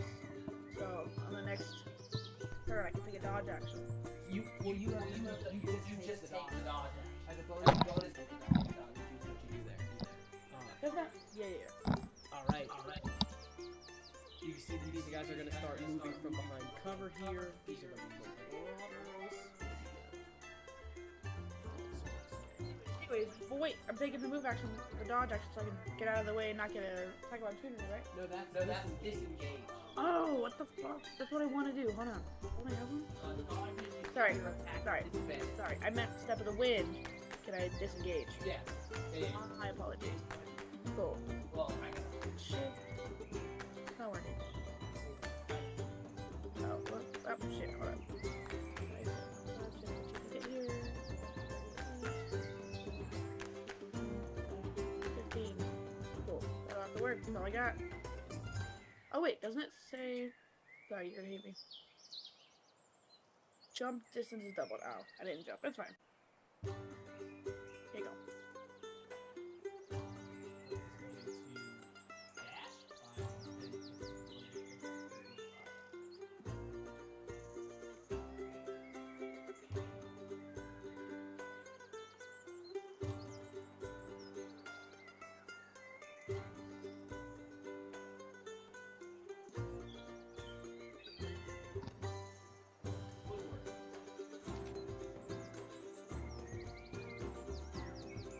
Alright. The one that you are swinging at there, Red, is going to swing back at you.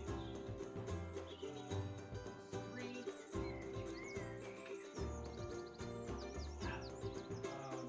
You see he goes with the swing, you kind of like drop down the other side of the logs, his blades like boom, sticks into the logs in front of him. Frank, you're up. Okay. Come on, Fred. Hey, that's kind of rude. Fred the short lady. How do you move your... I click it and it do nothing.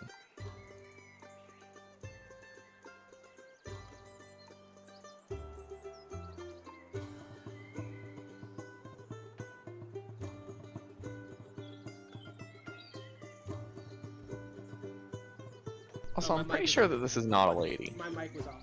So, if you're looking at the initiative tracker, it should show you whose turn it is. Double click. Oh, I have to click my... Double click. Yeah, that okay, I picture got and him. Click the actual miniature. Wait. It's not letting me click anything.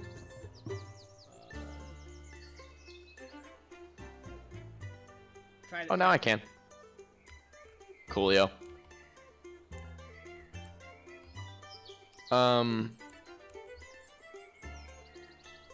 I'm gonna throw me a chaos bolt at the one right in front of me. Sounds good. Make an attack roll.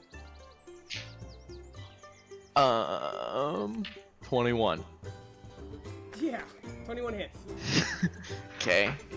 Hold on, I have to find dice. There's dice in the program if you'd rather roll those. God no. Unless you want to be Joe and roll, the dice and get like nothing but ones all the session. 9 poison damage. You gotta roll to hit first, I think, right? Oh, you I already just rolled to hit. hit. You rolled to hit, yeah. My guy. You didn't roll doubles, right? No. Okay. You pull out you see that a bunch of these cheese dudes start hopping out from the woodwork. You pull open your satchel, pulling over, clink, clink, clink, clink, pulling over a bunch of glass and shit. Just start throwing random herbs and shit into a bottle. You slam the cork shut, toss it at him, and you just see it splashes on the back of his head.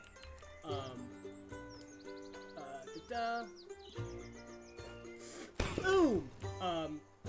Slams on the back of his head. You watch he starts coating in this poison. It starts to like, even though it's poison, it's like almost like acidic, and like it starts like eat at the back of his cheese head. Would you rather me say acid? Because I can.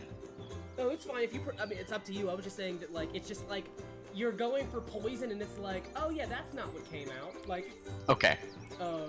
Keep it to that whole alchemist perspective, that whole alchemist thing, which is sometimes shit is not what you thought it was. You see that this guy is going to take the jump. Yes, he is. He's going to jump onto the carriage. Okay.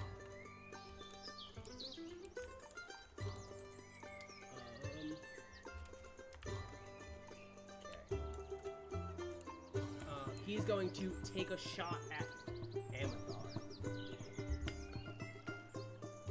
You see that he steps down, puts his sword into his sheath, pulls out his bow, takes shot at Amathar, and you see think as the arrow right just before the arrow hits, you see that Cowboy jumps in front of it, splits the arrow in half with his sword. You see he goes into his ready stance. He goes, Amathar, he's like, it's not safe. Get inside. You see Amathar turns to Cowboy and goes, and miss all the fun, please. Next in turn is Hopper. You are next. We haven't done this much fighting since the war. He goes, just like old times, old friend. Let's fuck Here. these dudes up. Poop bucket. Max, first things first, when it is your turn, make sure you hold in shift and use WASD to move so you can count your spaces. And you can move 30 feet or 6 squares.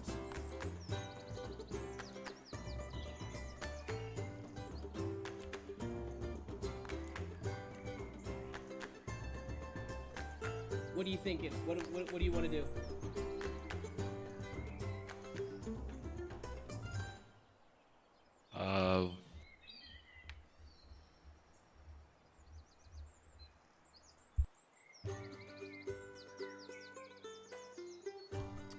You are a sword singer, so with your action you can make an attack in the form of like swinging your sword, or you can cast a spell.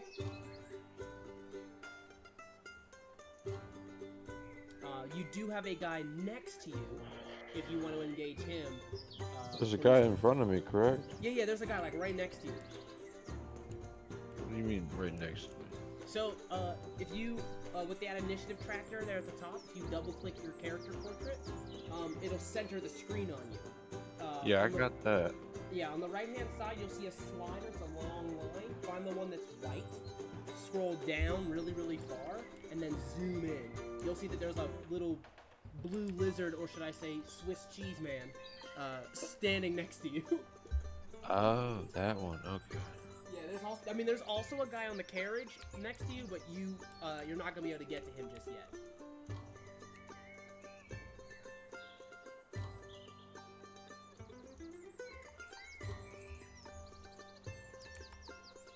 Alright,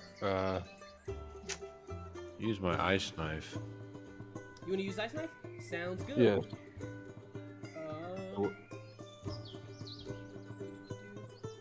So go ahead and make a ranged spell. So go ahead and roll a d20 and add 5 for me, please.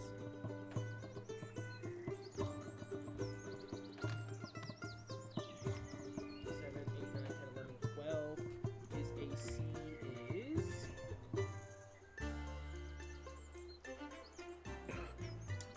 16. Ooh.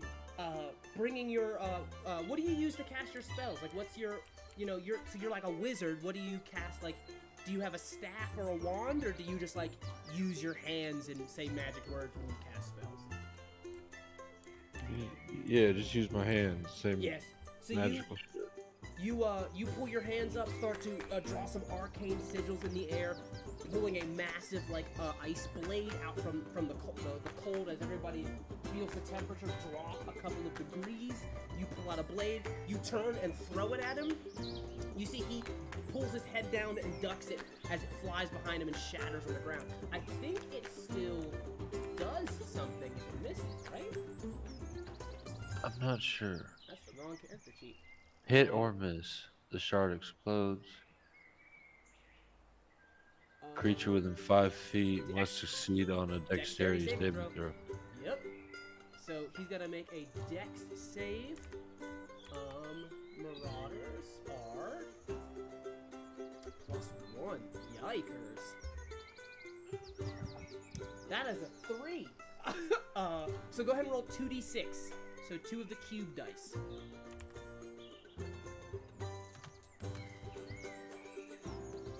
8.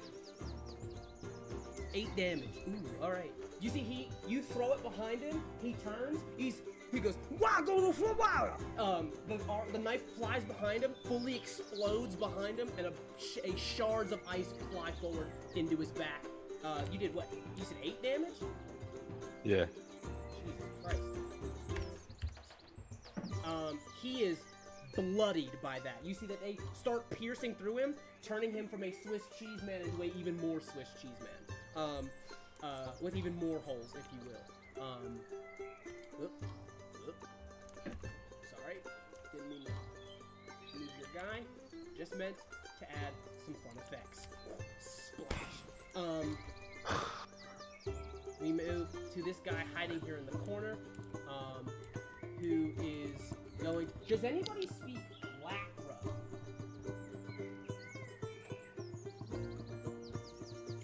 Nope. Nobody speaks Lacra? You see that one of them says, the one that's standing on the top with the bow that's just like shooting arrows down. Lapan? Yeah, you want to ask Lapan to translate? Go for it.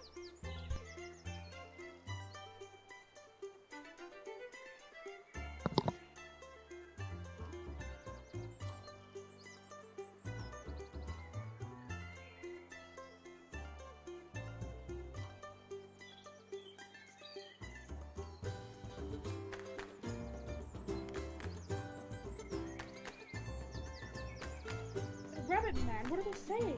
You see that Lapan, who's fully cowering inside of the carriage, like not helping at all. He just goes, he's saying, the king, something about the king. We're gonna need a little bit more than that. 5, 10, 15, 20, 25, 30. Don't be dunce! These are Darien Isles peoples, okay? That means that they're here with the king in the mountains. They're trying to kill him. I mean, that's obvious. Come on.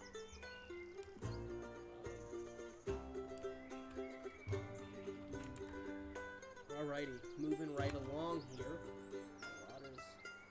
Marauders are long swords. So he's also going to engage Hopper there. Hop down.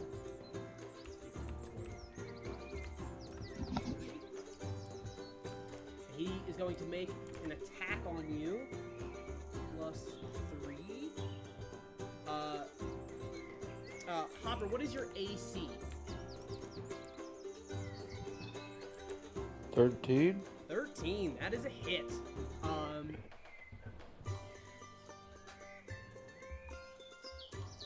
You take 8 points of damage as he pops down. He just hit his friend with the ice knife, and he comes out of the shadow of the forest. Drives the blade across from you. You feel like you see a visible tear in the wrapper, in that like foil from the wrapper, rip open, and you see some of that like big old chocolatey gash inside as he walks up next to you. And he already went. So now it's this guy who's going to engage on the princess. Mercenary.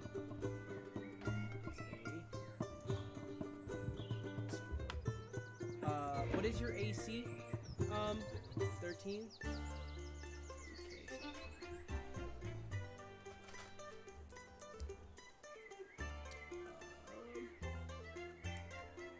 You are running away, and then you hear from the background, like you turn behind you, you see this giant piece of gorgonzola, boom, boom, boom, boom, on your heels.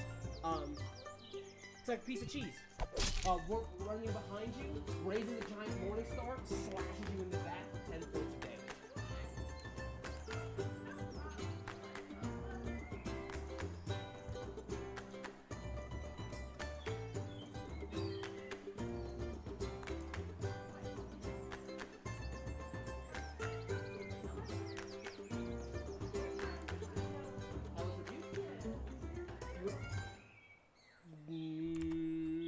Yes. Yes, I think it's 3rd level.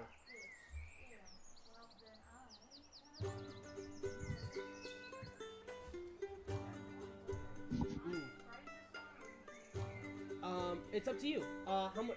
You can keep track of your HP on Tailspire. Yeah. So go ahead and right click your mini. To the right, you'll see a thing. So the bottom number is your total HP. You're 16. Yeah. So on the bottom number is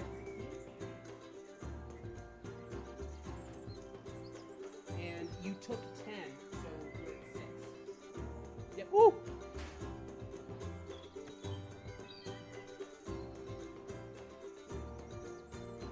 Yeah, you feel this crushing weight of Morning Star hit you in the back there. You see, like, you've got these kind of, like, braided, like, what would be equivalent of, like, braids as, like, your licorice dreadlocks. Some of them fully come apart as he plants the spikes into your back. You can literally feel the crimson, that wet crimson, leaking inside of your clothing there.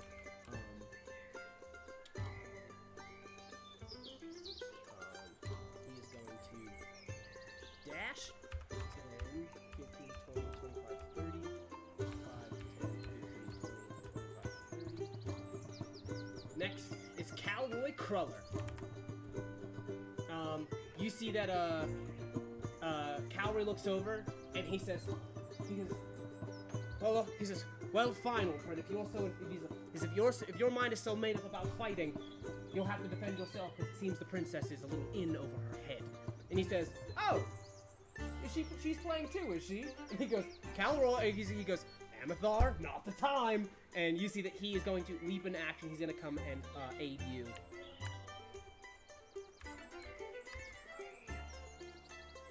He's going to go ahead and roll an attack. He's going to use his rapier, which is +5. That is a hit. 1d8 + 3. We got 8 points of damage. But Calroy is a swashbuckling rogue, baby. That means he's got advantage on the attack. So that's 8.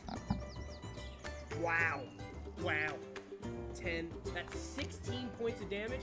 You feel a crushing weight on your back as somebody through the Morning Star, and like the wind dashes past you. Cowboy goes into a deep lunge, like a fencing lunge, puts his rapier right through this thing's face, pulls the blade out, and drops the thing in one shot.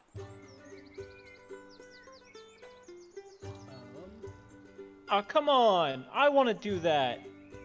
You see that he goes, he says, well then have at it, Red! Now's not the time! He's gonna drop that. You see he turns, are you alright, princess? Bleeding. You're bleeding pretty bad. She goes to say something, and then just like almost throws up. You see he like grits his teeth. The two of you are like back to back at this point, and you see his blade is out as he's guarding from one end, and you're facing off against the one behind you at the other end. You see he goes, yep. He says, history lessons aren't like real battle, are they? I never stuck around to hear them, so I wouldn't know. And he says, you don't see why that's a problem. Like he turns around, and then you see. She goes, what is the capital of Calarum? He says, that's what I'm talking about. Calarum is the Empire. Will you get your head in the game? Now what is that doing for you in this fight? We can go to the next yours in initiative.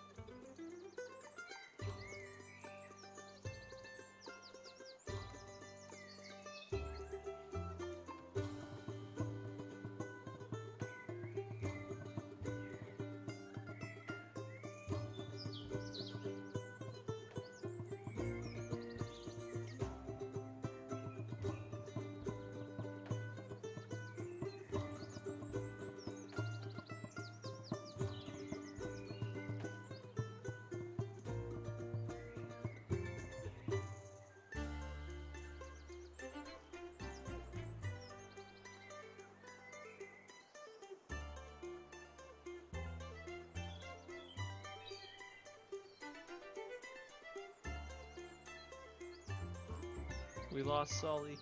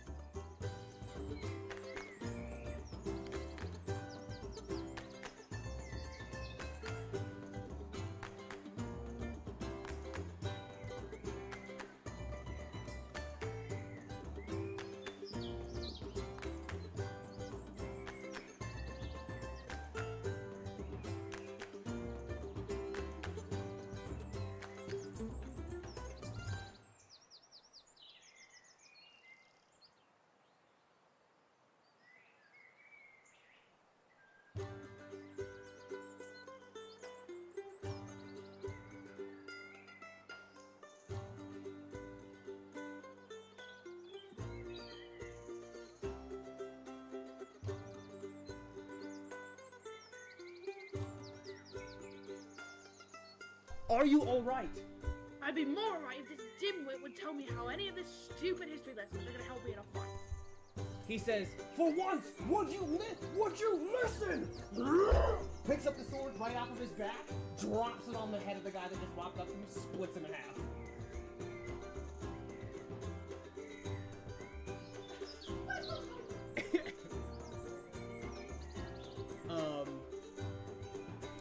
He's gonna 5 step forward. We move to the guy on the top there. He has a shot on red still, so he's going to take a shot at red. Oh no. He has advantage for high ground.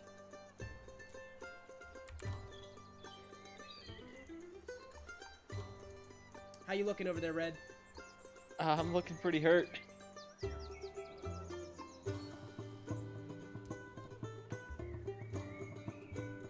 You take another 8 points of damage.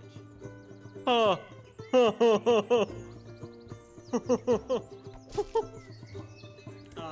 As you feel another arrow, this time wedges itself between two of the joints in your armor, like a big space in your armor, slams into your back. You like almost lose your footing. As a matter of fact, can you give me a dexterity saving throw, please? Yeah. 5. You feel the thing hitting your back. You feel that your foot on top of that log slip. Can you roll me a d20, please? 4. 4. You slip off backwards. So you are no longer standing above the guy. You're just on the other side of the log there.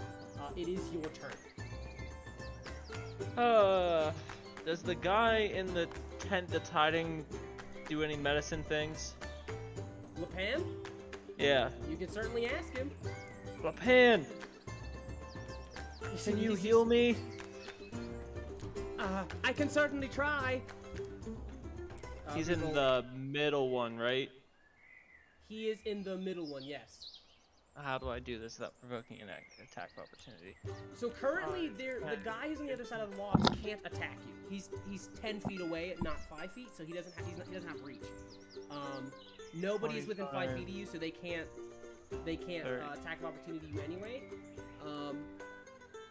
As long as you stayed inside of the threat range, 20, even the one that the king is fighting. 25, 30, 35, 40, 45, 50, 55, 60. That's fine. You can go there. Double move. And Lapan is what initiative?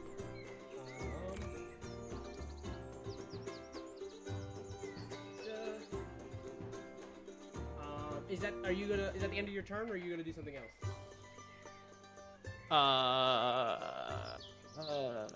Can I do anything else? I don't think I can do anything else. I'm gonna pull out my healer's kit for him. You see he pokes his head out of the door there, and he says, "Will you quiet down, you big oaf, before they see us?" And you see he pull out your little med kit there, and he goes, "I don't need that. Put it away." Put it away. And yeah, that's it. Alrighty. Lapan is gonna go ahead and cast.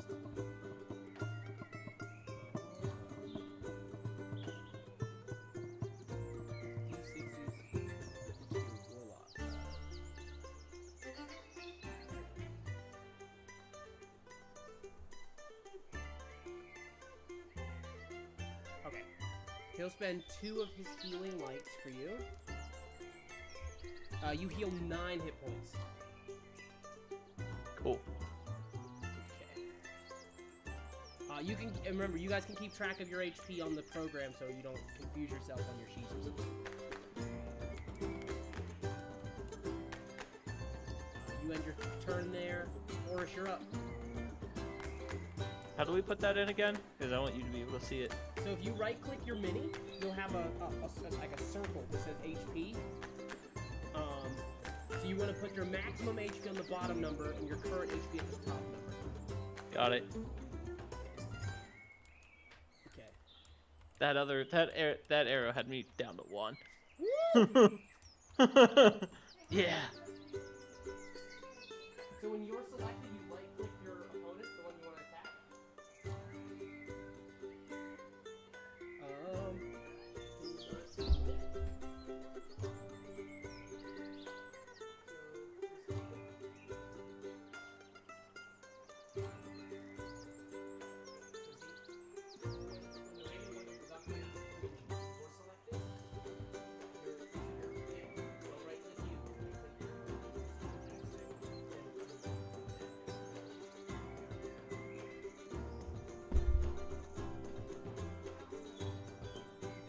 So magic missile is just like a way to show like magic effects. You know, Frank is throwing bombs at people, and that's not really like magic missile either, but it looks good. I will allow that. You gotta roll an attack first.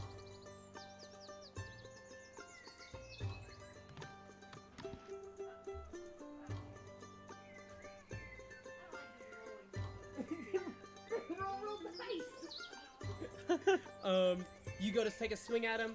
Again, beefy boy. You swing at him. Again, that shield is heavy. This is a heavy sword that you're just trying to like drop with. He's a beefy, cheesy boy.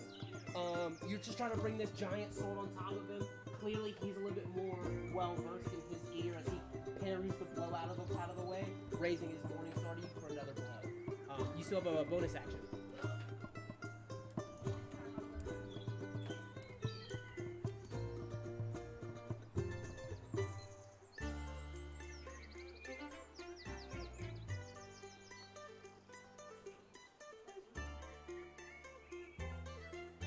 I think Flurry is 1. I think Step of the Wind is 2. That one's good. You get 2 more. Oh, I watched it fall from a nat 20. But you roll. You just. You only get. I'm sorry. You get one. You roll twice. One of them hit. One of them did not. So now go ahead and do your fancy animation. Yeah.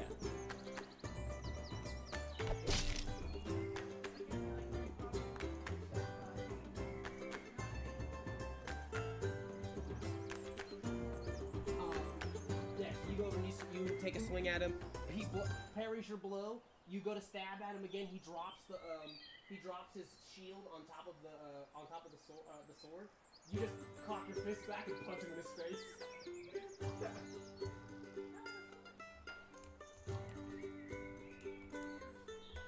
Well, whichever you hit him with, what's going on damage. Also, you have to flurry of blows with your fists because you don't have. You can't flurry with your sword until you have your sub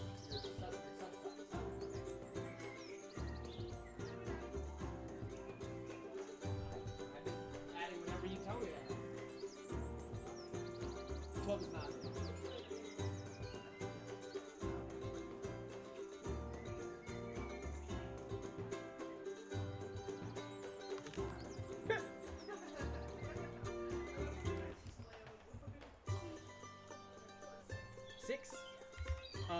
Yeah, you see, again, you swing at him, he parries, pins it to the ground, he looks at you, and he just goes, ha! And you just reach your hand over, just cock him in the face. You punch him, can you roll me either a perception check or an investigation check, please? And I'll say with advantage, because you can. Yep, up to you.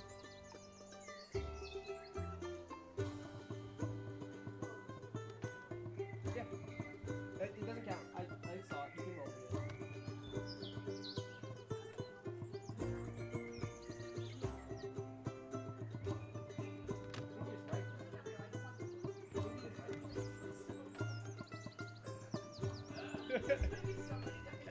I can clear him. 10 plus what? 11? You hit him and you punch him in his face, and you feel his face moves. No, in the sense that the face that he's wearing is it his face? Like again, like almost like you're hitting like a helmet, right? Like how like when you hit somebody who has like a helmet on, it like moves. I'm saying that's how his face is. You hit him and like you see there's what he's got eye heads instead of like, you know what I mean? Like instead of like sockets. Okay, cool. Great. Sounds great. Awesome. Cool. Alright. He's gonna come up behind you, Red. He's like, please leave me alone. +3. What's your AC, Red? 18. Hit and miss. How much did you just heal? 9. 9? He hits you for 8. God fucking damn it. You see he walks up as you as Lapan peeks his head out, and he casts healing light on you as you are wreathed in warm healing light, and then you just feel a blade stick you in the back. He's down. He's not. He's going to double move towards the king. 5, 10, 15. You're up, Frank. Can I cast invisibility on myself? You can cast whatever you want. Okay, Frank's just gonna say bye and then cast invisibility. Okay, tell me if you can see this. Can you see that? No, You no longer can see your mini? I can no longer see my mini. Okay. Now I can. Alright. So I need to figure out a way to make you invisible.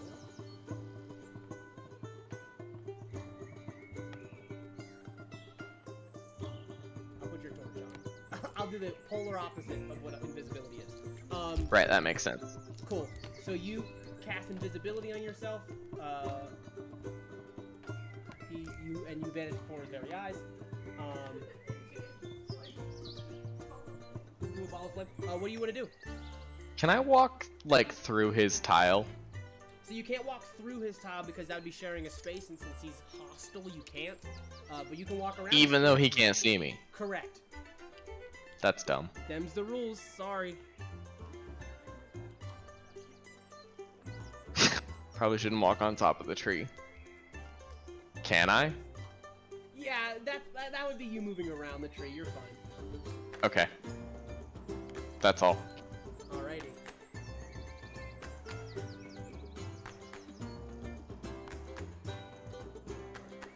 He's gonna make an acrobatics check. He jumps off of the caravan, and all you guys hear is as he falls square on his face. Sick. Hopper, you're up.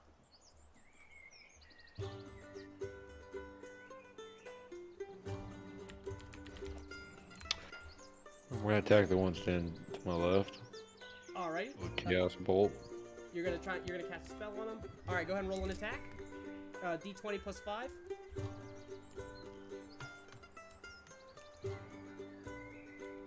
Ooh, that's a hit. Chaos Bolt is what, 2d6? 2d8, 1d6. Okay, yeah. Yeah. So you roll 2d8s.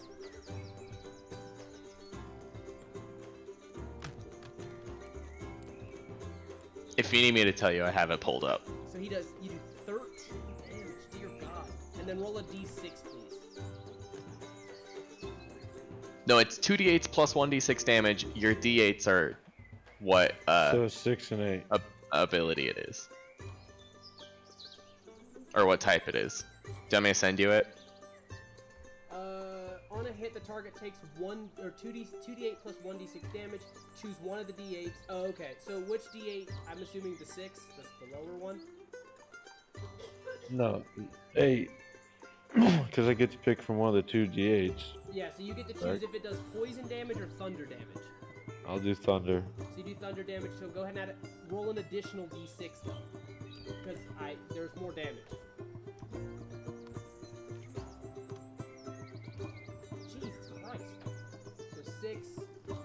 14.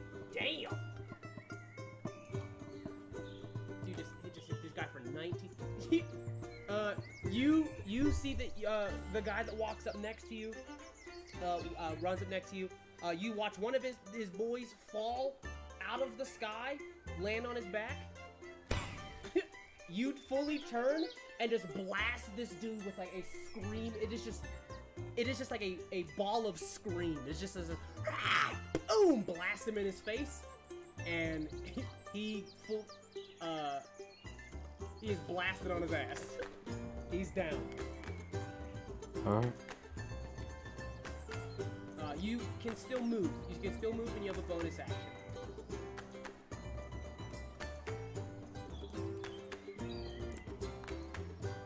Do you have any bonus actions?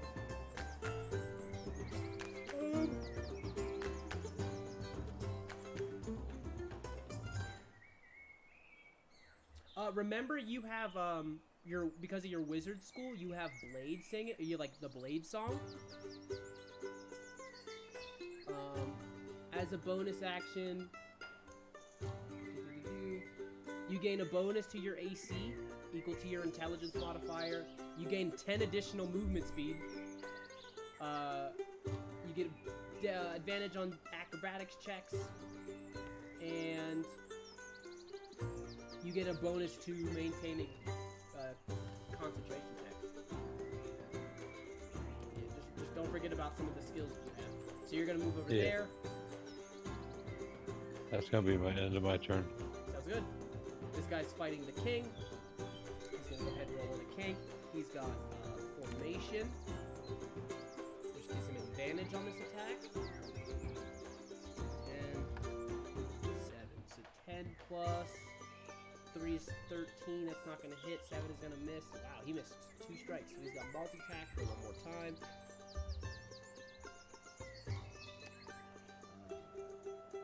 Does 17 hit?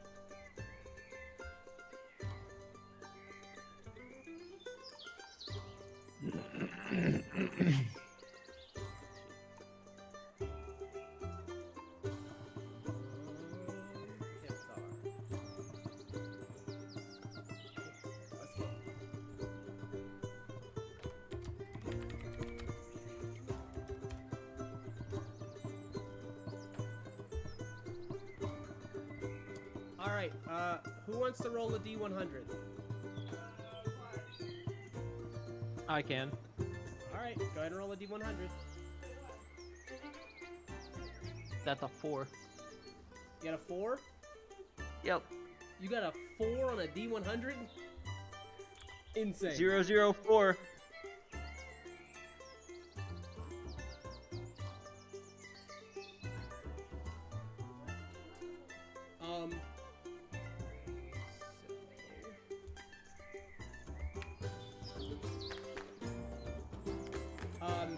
You see that a bunch of the cheese roads start to close in on Amathar.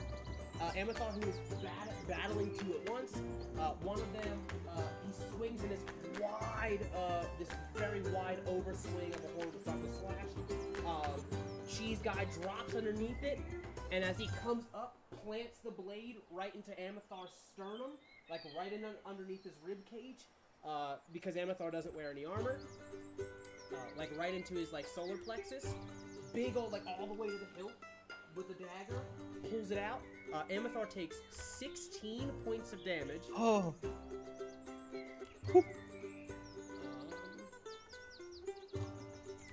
Amathar is pretty beefy, don't worry. But that, he felt that.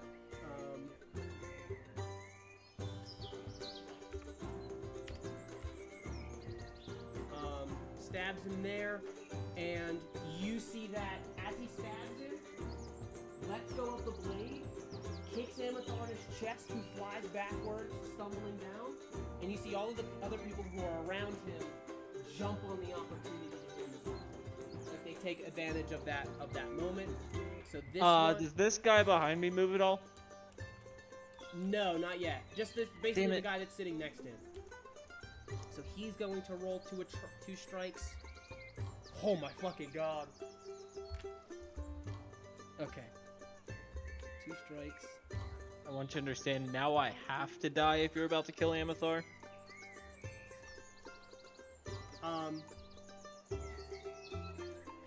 You're about to kill Amathar. I need to roll another D100, please. No. I don't want to do it. 25.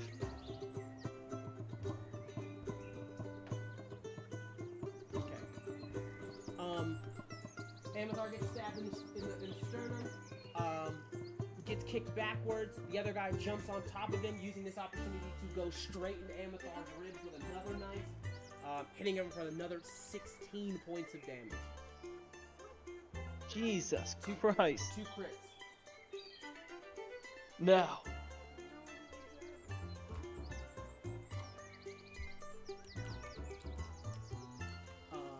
Yeah, big turn. Moving on. He's down. Moving on. He's fighting Boorish. He's gonna go ahead and attack. I do not believe he's got multi attack, so it's just straight up. Okay.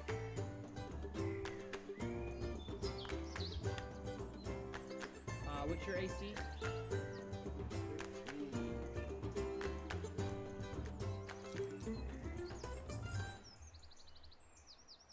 What is your maximum hit points? And what's your current HP? Okay. You take 16 points of damage, but because because it's only 10 overflow, you are only knocked unconscious. As you punch this guy square in the face, he reels back, wipes the blood from his nose, reaches forward, grabs you by the scruff of your shirt, headbutts you square in the nose, breaks your nose, drops you unconscious as you fall to the ground. Calroy? You see, he goes, working on it! And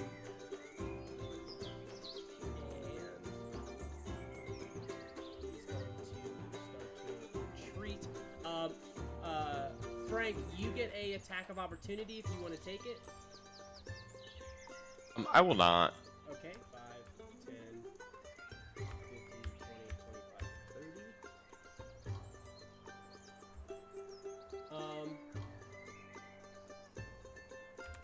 Cowboy's got some moves here, but he's got to make them quick.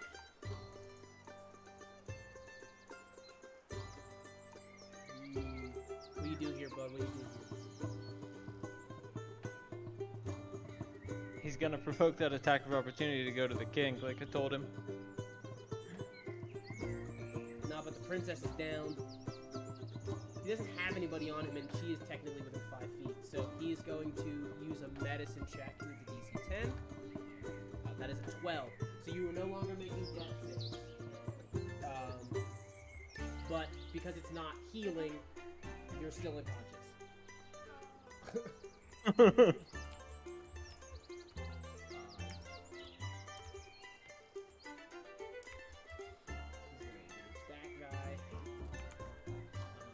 You got any bonus actions?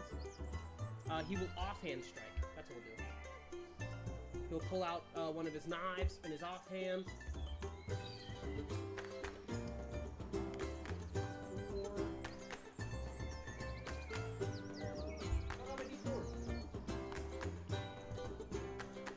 How many bonus actions can we do in a turn? 1. Ooh. Eh.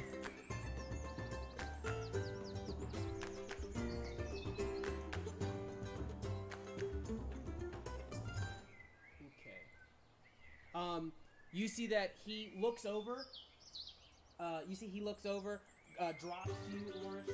Quickly puts it like a little, like a makeshift tourniquet around around some of your wounds, stops the bleeding. Checks your pulse, you're still breathing. He gets up, turns around, pulls out his knife from his waistband, takes a step, hops over the body, drops down, and just fully stabs the guy through the stomach, lifts him up on the ground, slams him on the ground, pulls the blade out. Cowboy don't play no games. Cowboy's a cake dude, yeah. Big old piece of strawberry, like a nice strawberry cake with like beautiful frosting and pieces of strawberry along the ridge there. Fully murdering people without any regard. 5. As 5, 10, 15, 20, 25, 30. He's down. Amethar's turn. He's going to swing, but because of the crit, he's got disadvantage.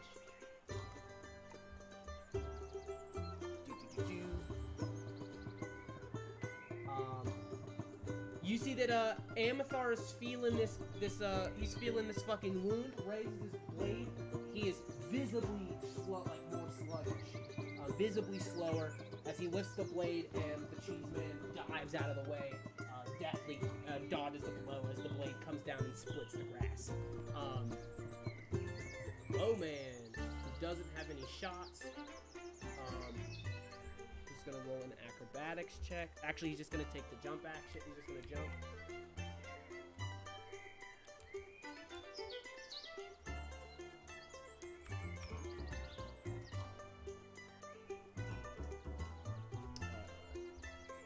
He's gonna take a shot at. It's gotta be the king. I thought you said he didn't have any shots left. He doesn't have a line of sight, so he just jumped on top of the character. But this is at disadvantage because of melee, advantage because of high round, straight roll. That's a natural 2. Nice. You see he takes a shot at Amathar, hits Amathar, but like doesn't do any damage because like Amathar just fucking eats it. Doesn't seem to affect him at all. Red, you're up. All right. Oh, this is gonna be a turn. All right. So Calroy, I'm coming in. When I go down, I need you to pick me up. All right. This plan sounds idiotic. Have you not met me in Amathar? Idiotic is our thing. Yeah, he goes, regrettably, yes. So is that guy to my south within range? The guy who's standing directly behind you, or the guy that's standing by Amathar? The one by Amathar. In range of what? Me swinging my sword. You'd have to move within 5 feet of him. Okay, I can do that. So I'm going to action surge. So I get 2 actions, so I'm going to attack this guy. Right behind me. Go ahead and roll an attack. Does an 8 hit? An 8 does not hit, unfortunately. And then... Well, you're gonna have to deny that hit. Okay. No, you're good. Just tell me what the other one is. Hold on. Shift. 5-foot step, and then I'm gonna attack that guy. The guy that's unconscious on the ground? Oh, he's unconscious? Yeah, that's why his mini's placed downwards. Oh, heard. 10, 15. Alright, so... Your turn. Okay, 10, so moving there will 15. provoke an attack of opportunity. You want to take it? Me? Yeah, from you. Like, the Yeah. guy that you just left is going to attack you. Yeah. Alright.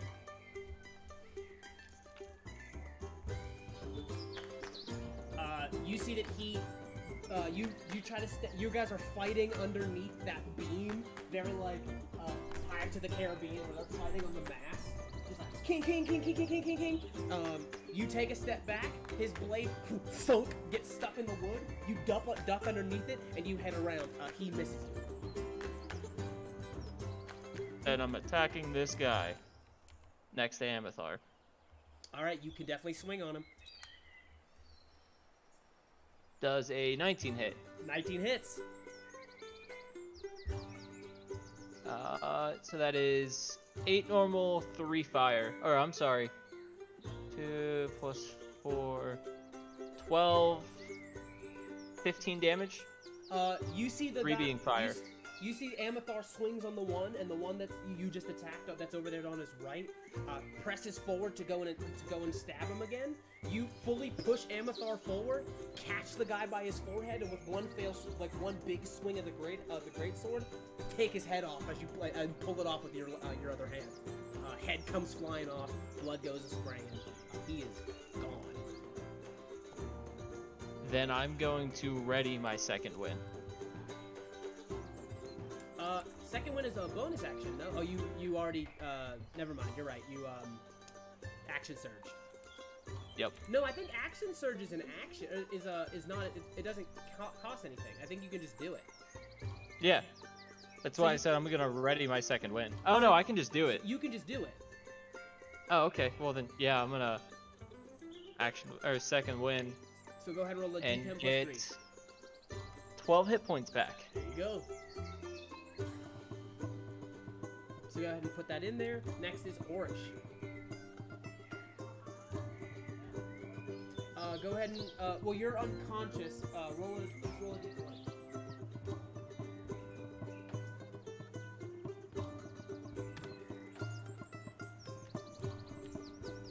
13, you are still down.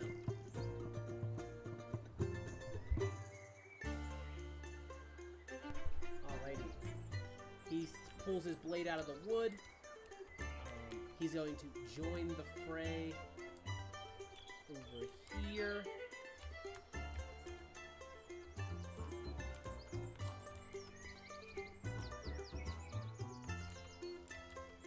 And he's going to swing at you.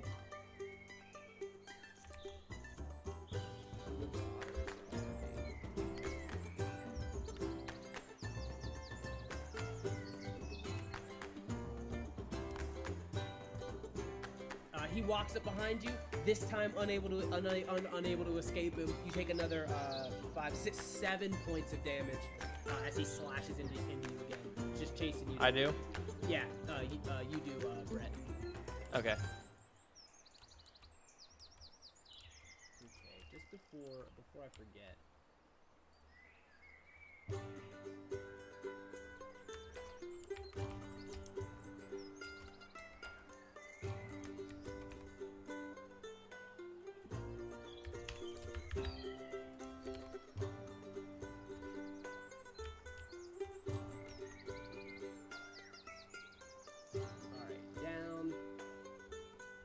Down. Frank, you're up. Give me like 2 seconds. Okay. Nope, wrong way. From here, I'm gonna throw a what's that thing that I did last time? The Chaos Bolt at the one in front of Amathar. Does a So remember, you're throwing into melee, so you are actually throwing at disadvantage. why? Ranged attacks have disadvantage when shooting into melee. Oh, okay. Well, then I lied. I'll throw it at the one behind the rock from me.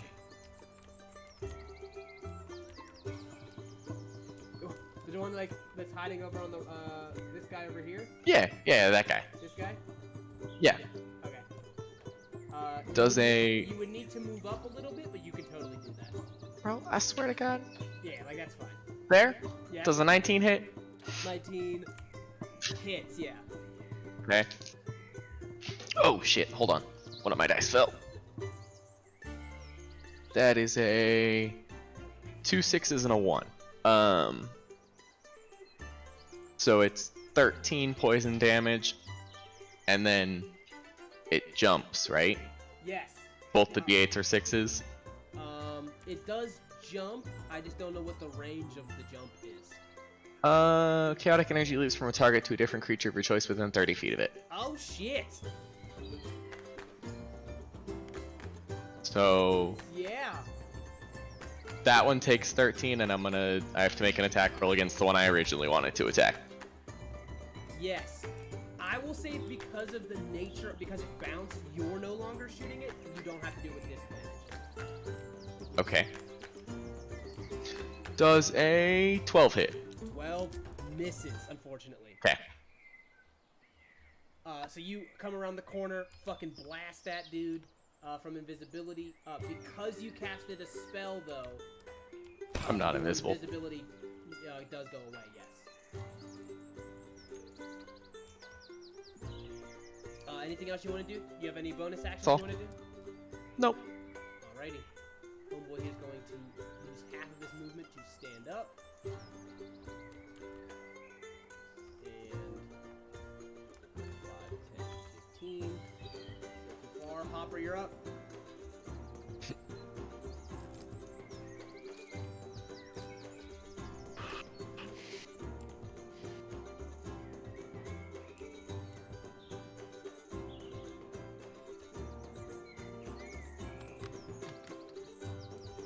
Jesus. What are you attacking him with? My hand X. Hand axe. All right. That is So that's- definitely a hit. 24, right? Yeah. That is definitely a hit. So go ahead and roll 1d6. Yeah, you have your axe is your magical weapon, your magic item. So go ahead and roll. Just let's do the slashing first. So go ahead and do 1d6 plus 3 first. So do 1d6 plus 3 first. 8. 8. That's 9.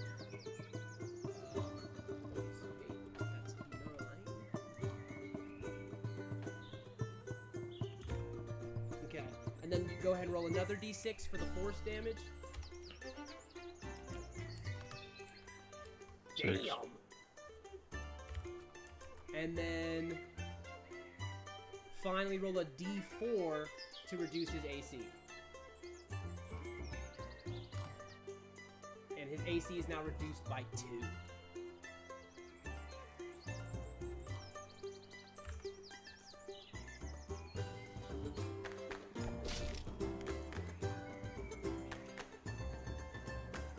Ooh, yeah, he's gonna feel that one. The big thing is that these guys with the shields are a lot harder to hit than the guys without the shield. I mean, you guys have all been rolling like dog shit anyway, but primarily, the guys with the shields are harder to hit. Right. And you reduce it to 16. Tight. Alright, anything else you want to do with your turn? That's it. That's it. Moving on. Homeboy is attacking Amathar.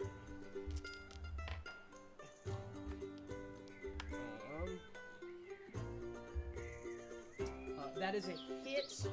Calroy is going to use his feature, and he's going to take the hit instead. And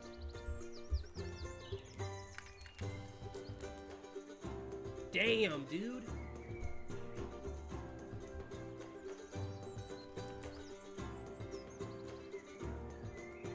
Can you stop rolling good?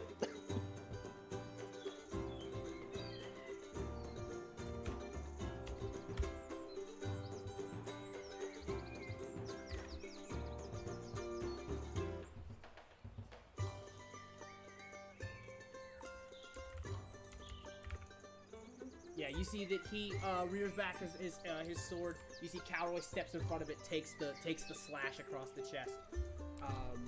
For him, that's his reaction, and then he's going to multi-attack. Calroy's gonna get hit a second time.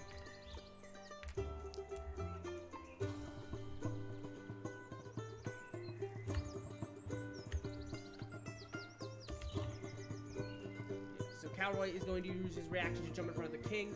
He's going to use protect the king, and he's going to take the slashes there. Homeboy is down. Homeboy is hiding here. How the fuck did he get over here? Hiding in the grass and shit. He doesn't like being shot by magic. He's going to come for you.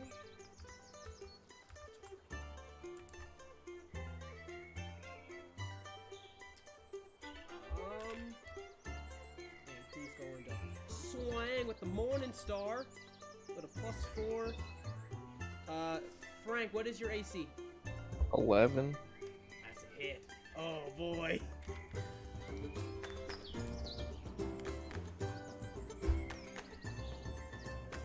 You take 12 points of damage. Okay. As he turns, looks at you, points at you with the Morning Star, and just like runs, drags it across the ground, and just uppercuts you in the chest, like in the chin with it. Crack! 12 points of damage. He does not have multi-attack. Real quick, I'm gonna go ahead and throw a bottle at the ground and cast Hellish Rebuke. Ooh! Ooh! What do you need me? What do you need from me? A Dex saving throw. Is it against? What is it against? My AC? Your spell save DC. I gotta find that. Hold on. What is the spell save DC? Usually it's like. Oh wait, I see it. It's 13. 13. He has a +2. That is a 6. So 8. No. Okay. Give me 2 seconds to find dice again. Is that an AoE? No. It's he. All of his spells are in potion bottles, but they are still the same. The spell. Got it. 10. 10. You see he walks up, uppercuts you. You reactively pull out like right before your body can like land back on the ground. You pull out a flask out of the bag, throw it on the ground almost like you jumped and like football spiked it on the ground. Spike it at his feet, and he is fully engulfed in flames as the flames like melt him down into like a puddle.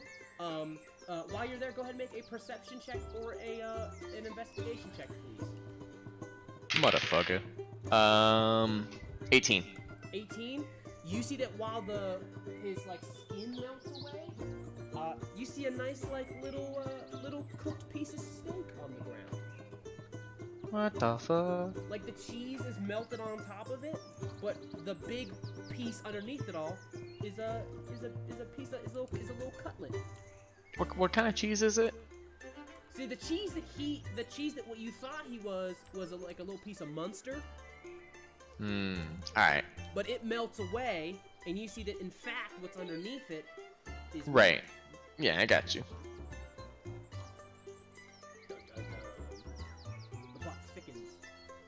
Next is Cruller. Unlike that cheese.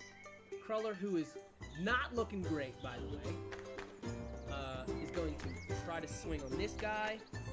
I think you missed, boss. 11 plus 5, which is 6. Oh, 16 hits. Attacker wins ties. Nice.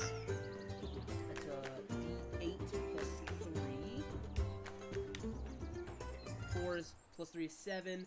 Sneak attack is an additional 2d6. 7 plus 6 is 15. You see that the guy slashes into him twice.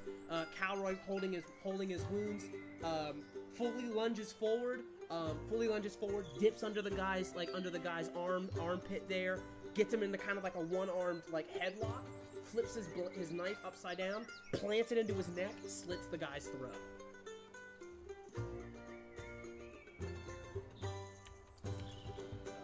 Don't fuck with Calroy. Homeboy is dead. Moving on in the initiative. He's down. Amathar is down. They are allies. They are going to share a space, or he's going to step through, not share a space. He's going to turn and help you fight this guy. Actually, for the sake of flanking, he's going to move there to gain advantage. And Amathar is going to bring the Wrath of Christ on this guy. 15 plus 6 is 21. That's a hit. Unless Amathar rolls an ass.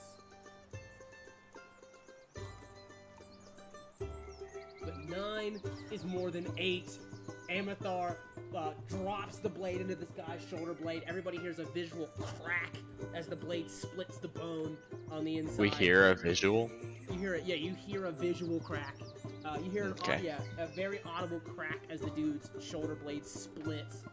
Amathar brings him down to his knee, and right before the guy goes out, he pulls the blade out, cocks it back, baseball swing, splits this guy almost diagonally, shoulder to armpit, drops the top half of the guy's arm, body off. He's down. The last guy alive, I believe. No, there's 2 guys alive. In that case, he's going to take one final shot at Amathar. It's a disadvantage. No! No! He just crit, didn't he? I have to roll a 3rd time. Okay, that's a 15. Oh, you had 2 20s. Oh, damn.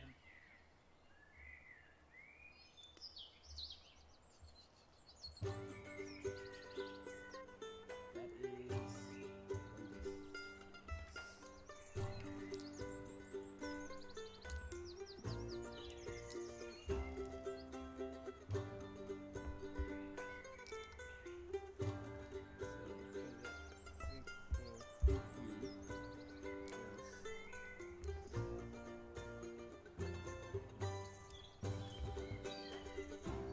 Oh my fucking god.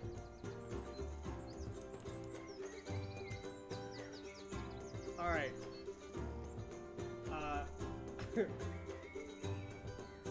He draws the arrow.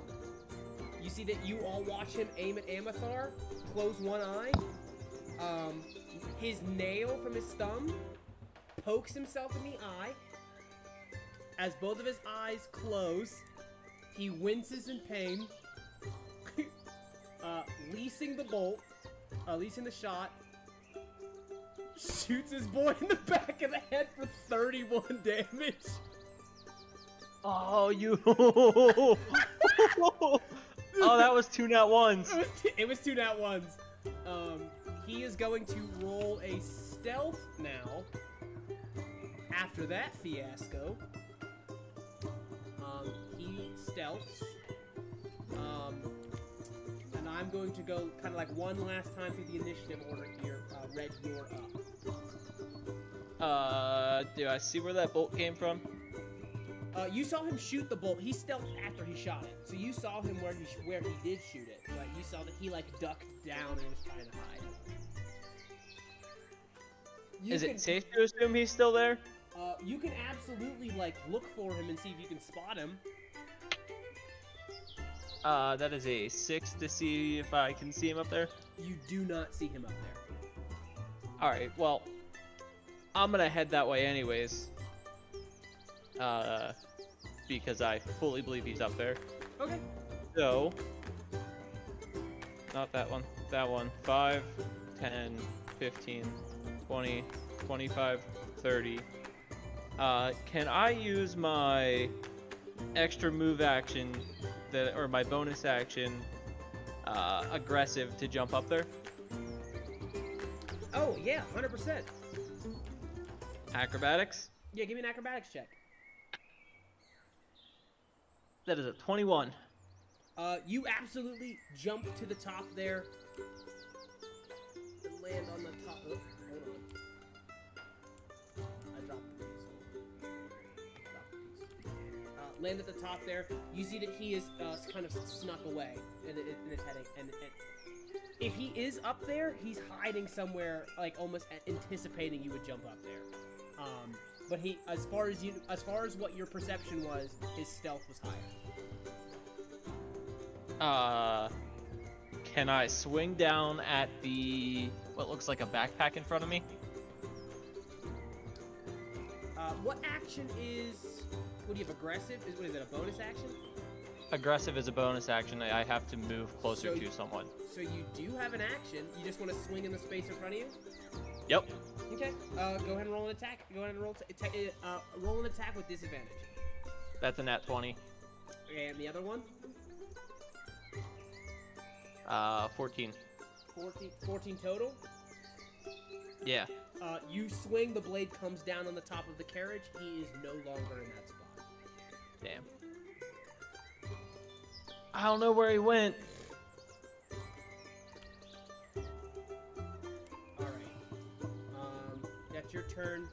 Lapan's gonna throw.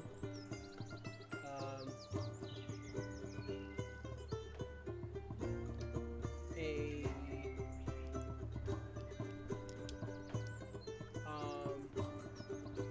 Okay, here's what's gonna happen. We're gonna switch to the next player, which is Frank. Frank, do you want to do anything with your turn?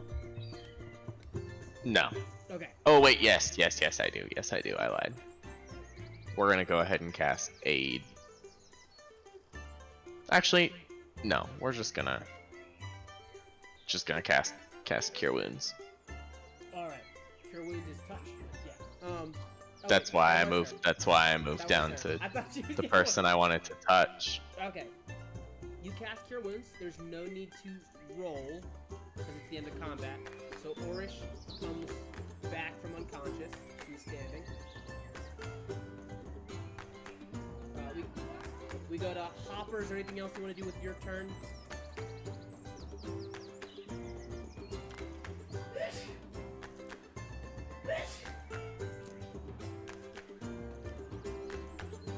Alright. And Crawler's not going to do anything but kind of secure the area. Amathar's going to get back into the carriage with Lapan. The Bowman is going to full retreat, bringing an end. Combat. Does he have to provoke an attack of opportunity on me to retreat? So, he's... Even if he's stealth.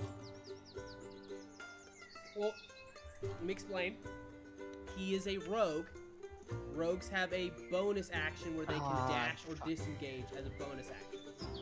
Fuck. We cut away from combat.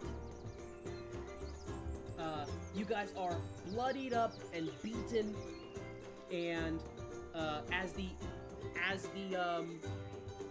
fight finishes, let me go ahead and turn this sound off.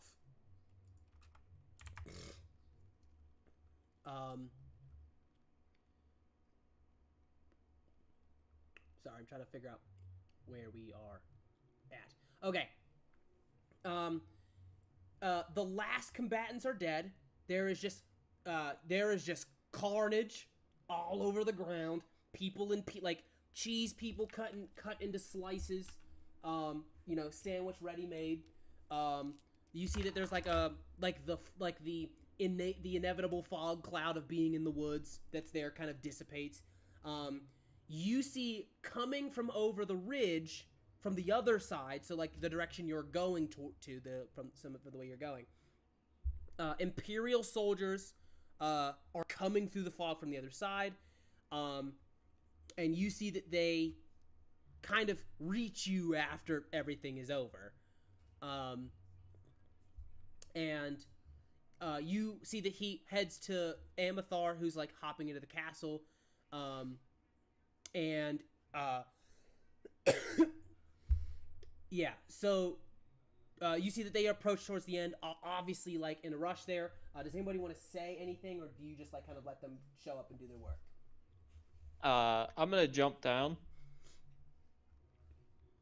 Actually, I'm gonna take my time and climb down. Okay. About time you guys showed up. You see that he goes, he hops, you see that they approach you. You see Grassini steps forward. The Imperial commander steps forward. And you see he goes, I am sorry. We've heard some foul news that something was going to happen on the Sacrosi Road. Is everything alright? Is anyone hurt? I mean, the princess is down. I'm really fucked up. And look at the fucking king. He says, as for your enemy, are there any survivors? Well, No. actually, yeah. Unless that one that I was standing next to went down, right? Every one of them went down except for the one that was shooting arrows. You see he's fully retreated, and you see he turns. He goes, right. He turns. And he goes, you got it.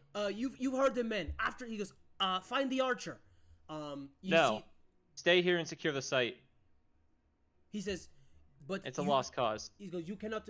You do not want me to send like a small hunting party? I don't know how many arrows he has left. He's a pretty good shot. As I point to my head and Amathar's arm. He's also a pretty bad shot as I point to his friend who got pierced through the head. He turns and goes, that was not one of you? None of us have bows, you dimwit. Understood. Men, you've heard him. Secure the area. Everybody starts to kind of like form this phalanx around you guys. And you see that he looks and he says, "Friends of Candia, be not worried." He goes, "Be not afraid. From here on, friends of the king, friends of Candia have arrived." I'm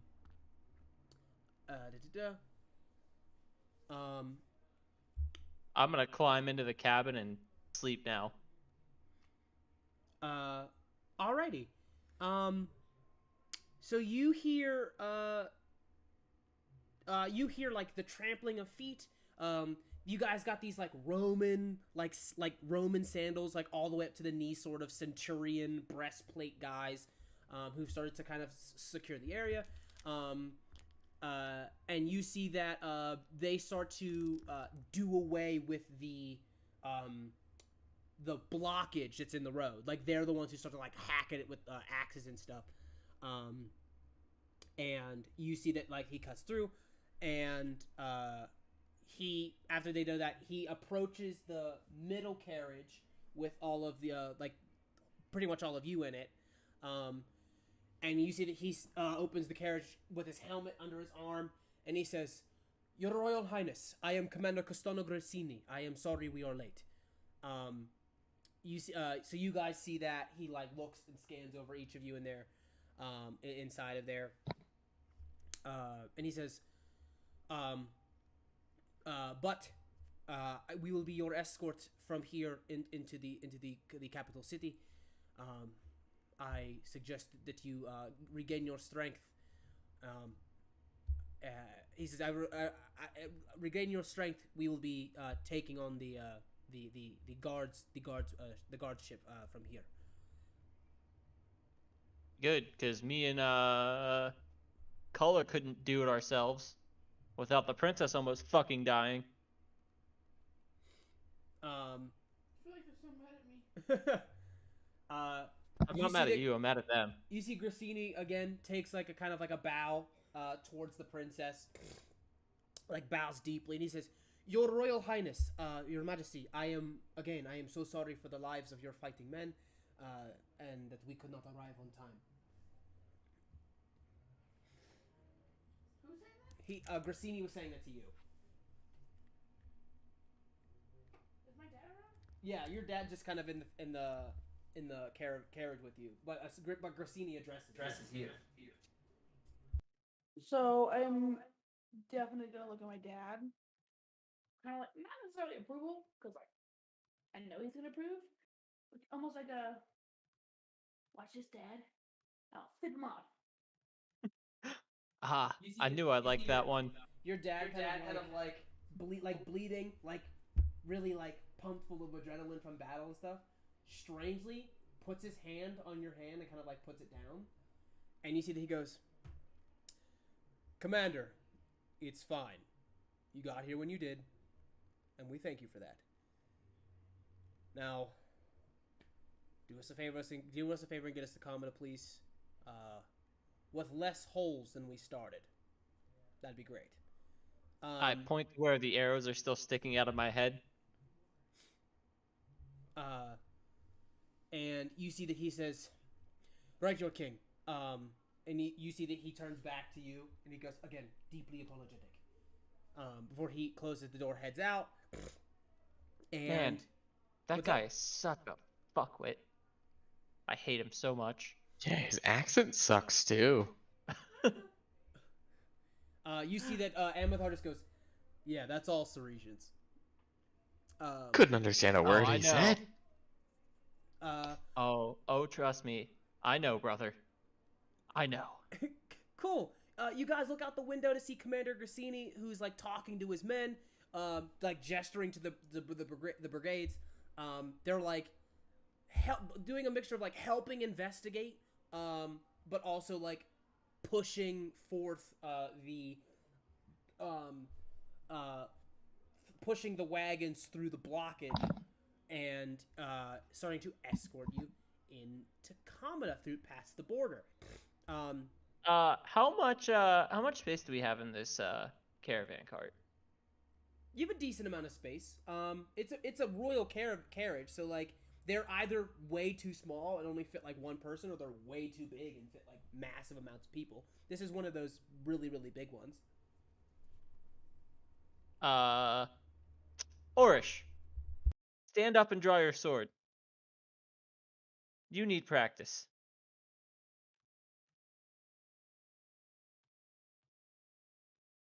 As much. What's the word I'm looking for? What's the opposite of haste?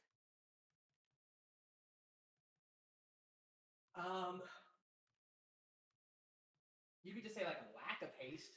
I suppose. But very, very sarcastically, I dry off my sword and pick it up. Yeah, I'm gonna take a swing at her. What? Does I a 13 I'm hit? gonna block it, I guess. Can I block in this Does- scenario? Does a 13 hit? Yes, attacker Yeah. ties. And Yes, it does. I'm not gonna do damage, obviously, but I'm gonna You see hold the just, like, sword you at her put up throat. the sword to block, and he just kind of like bats it away. First history lesson. Always be ready.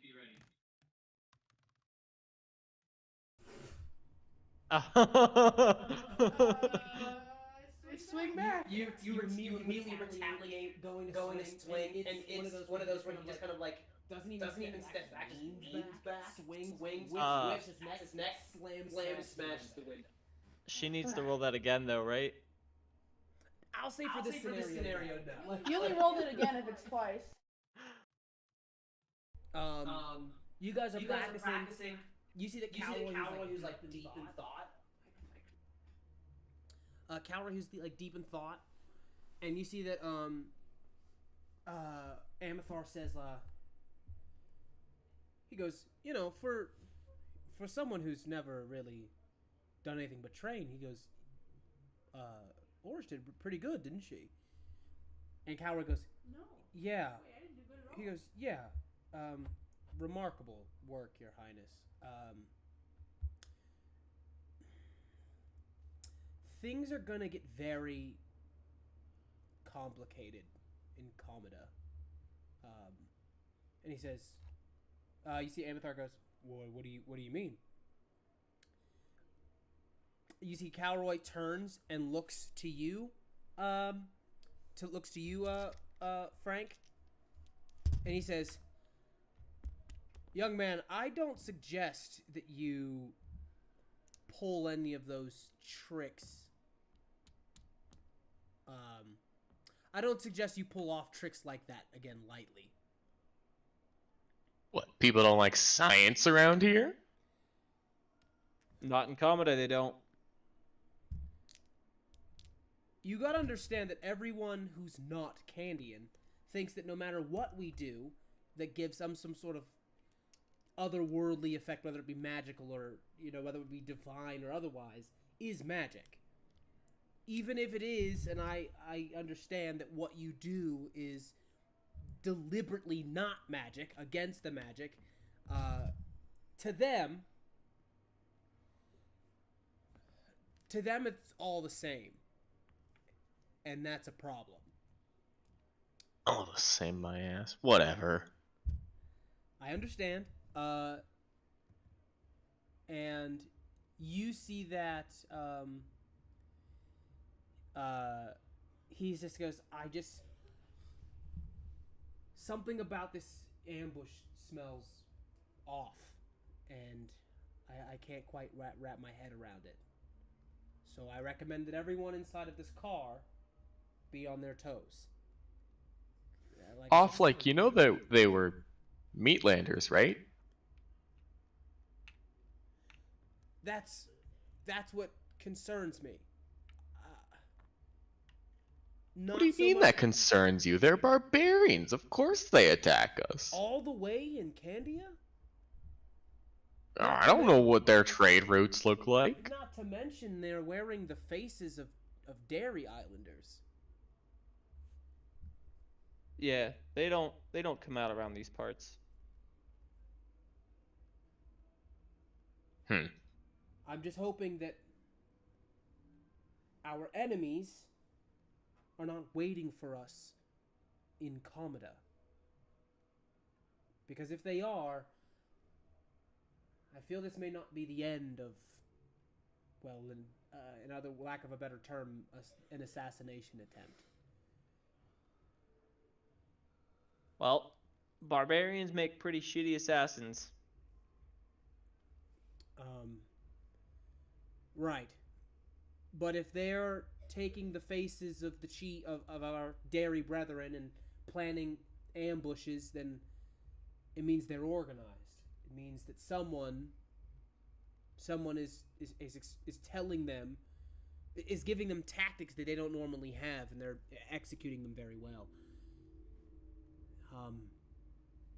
But can I take a history check to see if I know someone from the war that would be trying to organize against us?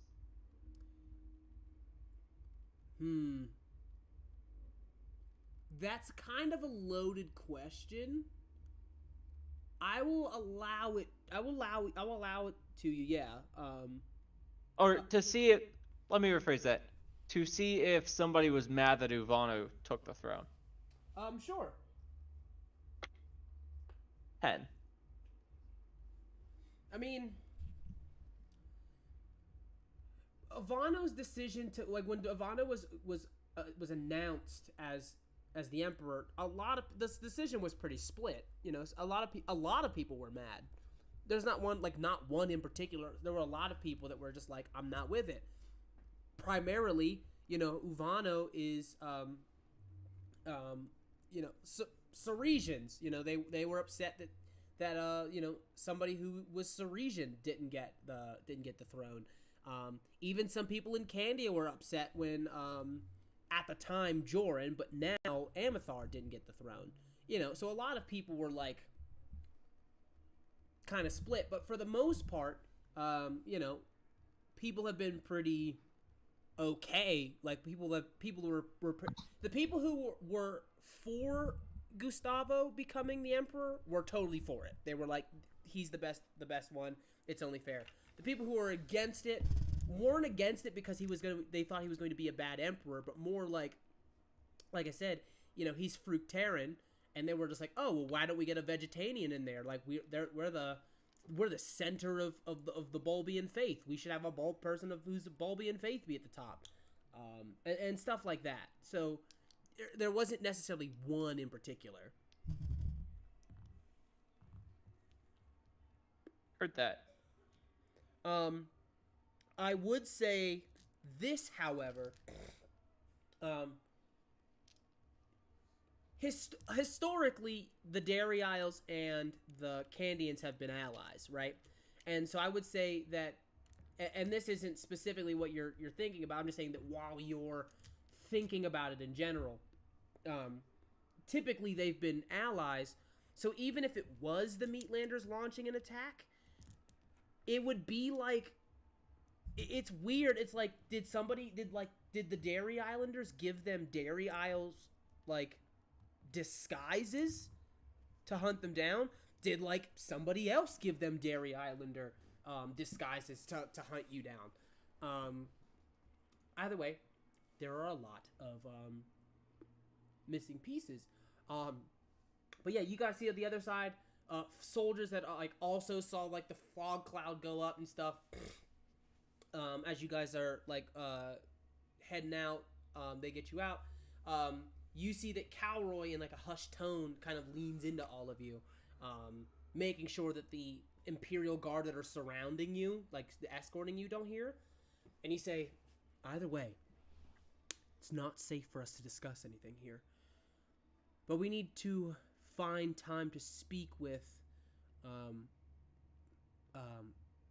us and the king. We need to find time.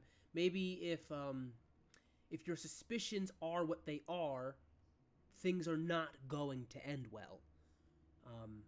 If any of those Ceresian soldiers talk about if any of those Ceresian soldiers talk when we get to Kamada about what they saw here, and if we tell the king in the wrong way, I think we know how he's going to solve the problem.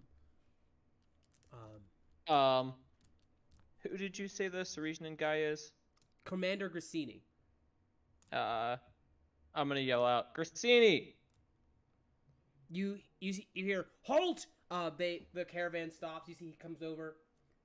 Again, takes his helmet off, opens the door, and he goes, "You called."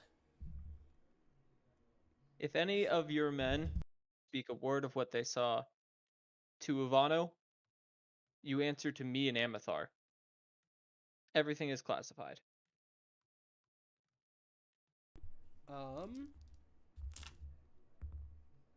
Do you want me to make an intimidation? You see he look. Are you trying to intimidate him? No. I'm Okay. Well, yes and no. I need a yes or a no. No. No? Okay. Yes. Yes. That's a 13. Okay. You see he looks at you and he says, he goes, "My duty is to serve the Empire. And Candia is a part of it. I will keep you protected." And you see he bows again and shuts the door. Yeah. When we get there, I'm pulling Ivano into his room. Well, I'll distract him from Mr. Dimwit over here. You guys sneak up to his room, and I'll bring him up. Hopefully such drastic measures, it won't have to come to such drastic measures. But in the meantime, everyone keep your heads down and keep them on the swivel. We don't know who our allies are. We don't know who our enemies are and who they are in Kamada. Hell, we don't even know who our allies are. It's I think we're on our own here. Can I make what's the opposite of a deception check? Insight? What are you trying to do? See if he's lying. Insight. A 13. He seems pretty sincere. He seems like he generally doesn't know who he's supposed to trust. Shit seems pretty bad. It seems that like you intimidated Grassini, and you're just like, oh yeah, we can now trust Grassini. And it seems like he still doesn't trust Grassini. Seems like he doesn't trust anybody. You see that he leaves off on that note where he's like, we're on our own. We can't trust anyone. But with that, that's going to end this episode of A Crown of Candy. Tune in next week where we figure out what sides everyone is playing in this game. I don't know. I don't have anything clever to say, but we'll figure. This sweet rendition. That's a good one. This sweet rendition of A Crown of Candy. Yeah, tune in next week to see who betrays who. Everyone betrays everyone. But also, Grand Tournament. Let's see who's good at what. Guys, this has been your Adventurer's Guide. Oh, I'll get to join the Grand Tournament. Yeah, reminding you that it could always be worse. And we'll see you Be next time. worse. Goodbye. Bye.